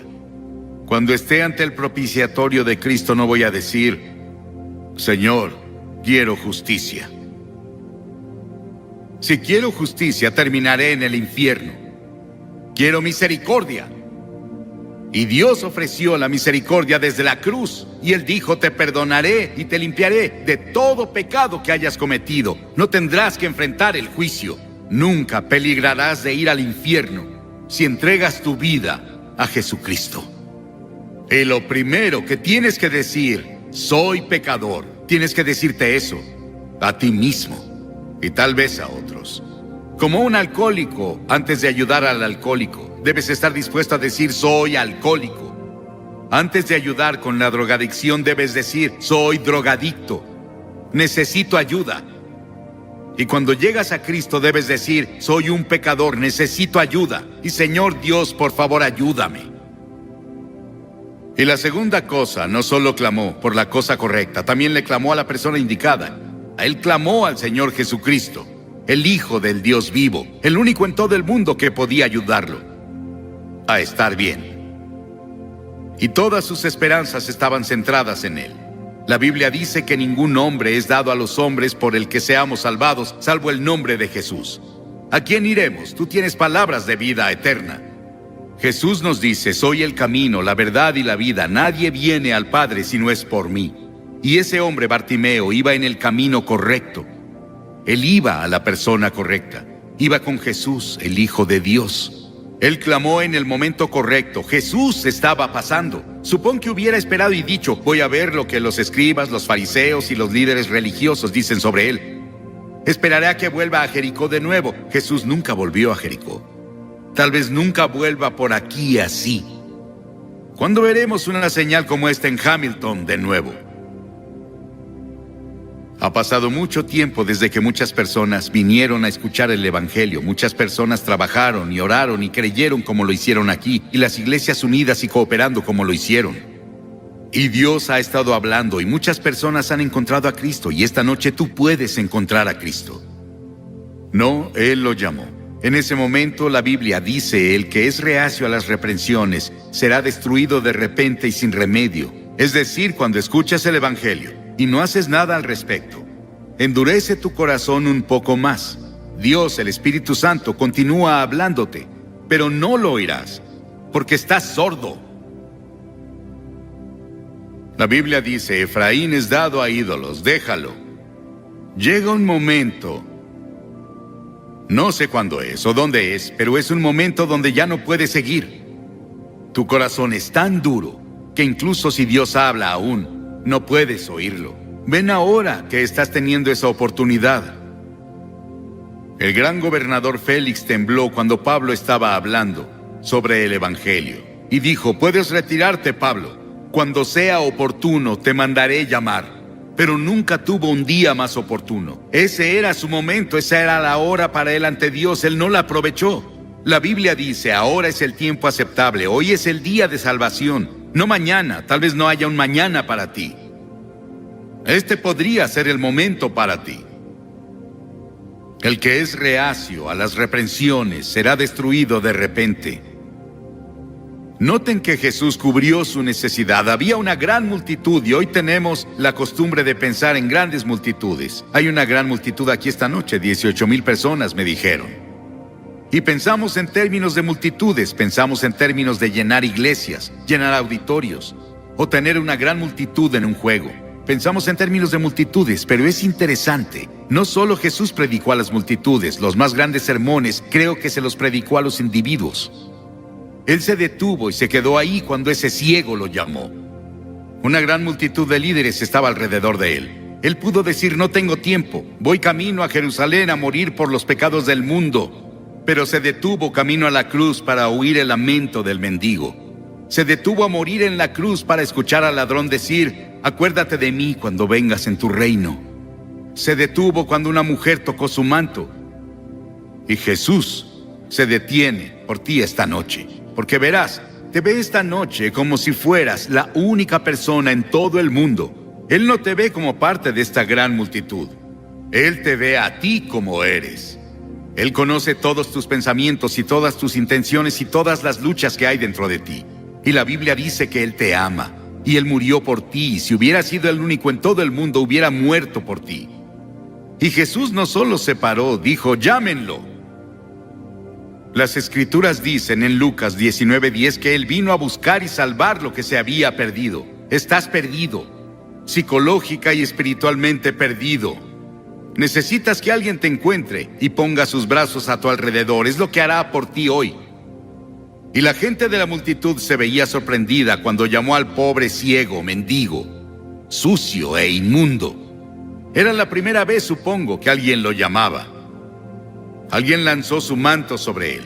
Alguien le dio un bastón. Él lanzó ambos y fue corriendo y cayó ante Jesús. Y Jesús le hizo una pregunta extraña. Él había sido ciego todos esos años y Jesús le preguntó, ¿qué quieres que haga por ti? ¿Imaginas eso?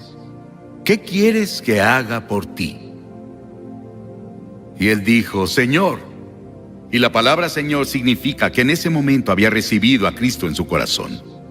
Mi Señor personal. Que reciba la vista, y creo que él hablaba no solo sobre sus ojos físicos, también de sus ojos espirituales. Los científicos creen que 33 millones de los 42 millones de personas ciegas en el mundo no pueden ser curadas, o que su ceguera pudo haberse prevenido. La ceguera espiritual no puede prevenirse. Es causada por el pecado y todos la tenemos, pero puede ser curada por el Señor Jesucristo. Él abrirá tus ojos, y Él puede abrir tus ojos hoy. ¿Qué necesitas? ¿Qué quieres que Cristo haga por ti hoy? ¿Qué quieres que haga?, dijo Él. Algunos de ustedes dicen, quiero que perdone mis pecados. Quiero que me dé la seguridad para saber que si muero en este momento iré al cielo. Quiero paz. Quiero dedicar mi vida. He sido bautizado, ya fui confirmado, pero de alguna forma no tengo esa relación personal con Cristo y no ando con Él como debería andar, y me gustaría tener eso. Y quiero reconfirmar mis votos de confirmación, lo que sea. Y Jesús le dijo, vete, tu fe te ha sanado. No el dinero, no las buenas obras, solo tu fe puede sanarte. En diciembre pasado, una estudiante de piloto de 18 años llamada Kim estaba haciendo un vuelo sola a campo traviesa, cuando se perdió en una tormenta. No podía ver nada por el parabrisas de su pequeño avión. No sabía dónde estaba o cómo salir de la tormenta y volver a la seguridad. Algo salió mal con uno de sus instrumentos. Ella buscó su radio e hizo contacto con un controlador de tráfico local y dijo, no sé dónde estoy. Necesito ayuda, por favor, ayúdenme. El controlador la localizó en su radar y comenzó a darle direcciones hacia el aeropuerto cercano, donde el clima era bueno. Ella no veía nada, pero él podía verla en el radar. Él sabía dónde estaba ella, en qué dirección se dirigía, hacia dónde debía ir y la mejor manera de llegar ahí. Ella confió su vida a un hombre que nunca había visto, cuyo nombre desconocía, y él la sacó de la tormenta y la llevó segura a tierra. Esta noche puedes confiar en el Señor Jesucristo. Nunca lo has visto con tus ojos, tal vez no lo conoces, pero Él está ahí esperándote con los brazos abiertos para ayudarte. Te pido que dejes de volar a ciegas. Confía en Jesucristo. Sigue la guía de sus instrumentos, que son la palabra de Dios, la Biblia. Y las Escrituras dicen que de inmediato recuperó la vista. Para algunas personas es muy rápido. Para otras personas es un periodo de tiempo en el que eres convencido por el Espíritu de Dios y creces gradualmente en conocimiento. Pero llega un momento cuando das ese paso de la muerte a la vida, de la oscuridad a la luz. Te pido que des ese paso esta noche Y si tienes dudas sobre esto en tu corazón, haz tu compromiso hoy. ¿Sabías que cada noche estando aquí hemos visto más de 700 personas en ambas noches, cada noche llegar a Cristo? Vienen y hacen ese compromiso. Y lo que te voy a pedir que hagas es lo que hemos hecho en toda Latinoamérica, en toda Europa, en todo el Oriente, en todo Estados Unidos, a lo largo de Canadá. Pedimos a las personas que dejen su asiento, que vengan a pararse frente a la plataforma y al venir dicen simbólicamente: necesito a Cristo, quiero su misericordia, quiero su amor y su gracia, quiero conocerlo en persona. Porque te pido que vengas al frente y hagas una declaración pública, porque Jesús colgó en la cruz públicamente por ti. Él no lo hizo en privado, Él lo hizo en público, y había personas en su contra despreciándolo, estaba desnudo y sangrando. Y lo hizo públicamente, y Él dijo que si no estamos dispuestos a confesarlo públicamente ante los hombres, Él no nos confesaría delante de su Padre que está en el cielo. Es un compromiso público. Y voy a pedirte que hagas ese compromiso esta noche. Después de que hayas venido aquí, voy a decirles unas palabras y oraré por ustedes. Les daré un libro para que lo lleven a casa. Les ayudará con su crecimiento cristiano. Y si están con amigos o familiares, los esperarán. Si vienen en autobús, los esperarán. Y las personas en el otro auditorio o el otro salón que no pueden llegar aquí pueden levantarse y venir. Y los edecanes los dejarán entrar al edificio para que puedan unirse a los que van a venir. Y desde el balcón tardarán un poco más de lo que pensé la primera noche. Tardarán al menos 3 minutos para que vengan. Comiencen a bajar ahora, pero no dejen que un poco de tiempo los frene. No dejen que una gran multitud los frene. Levántense y vengan, porque están ante Dios esta noche. Es el compromiso más importante que puedas hacer. Y si quieres traer a tu amigo, trae a tu amigo. Pero levántate y ven, y no dejes que nada te frene. Vamos a esperar, y las personas estarán orando sobre todo este gran coliseo mientras vienes. Nunca tendrás otro momento como este. Ven, te esperaré, ahora. Después de que vengas, hablaré contigo.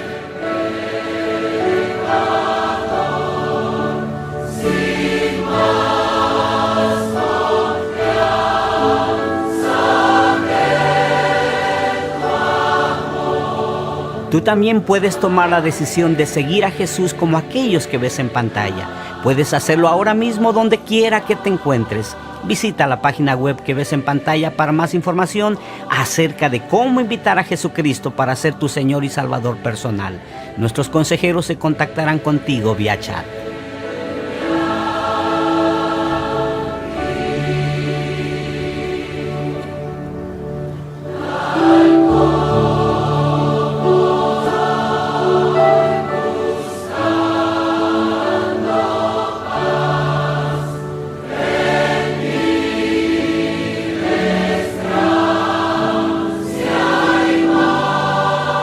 Tú que nos ves por televisión, verás que aquí, al sur de Ontario, Dios ha estado hablando poderosamente a cientos de personas, y cientos ya han venido. Siguen viniendo. Y tú puedes hacer ese compromiso donde estés. Dile que sí a Jesucristo. Él entrará a tu corazón, perdonará tus pecados. Puedes hacerte una persona nueva. Puedes tener una transformación. Ahora, en tu vida, asegúrate de ir a la iglesia el próximo fin de semana.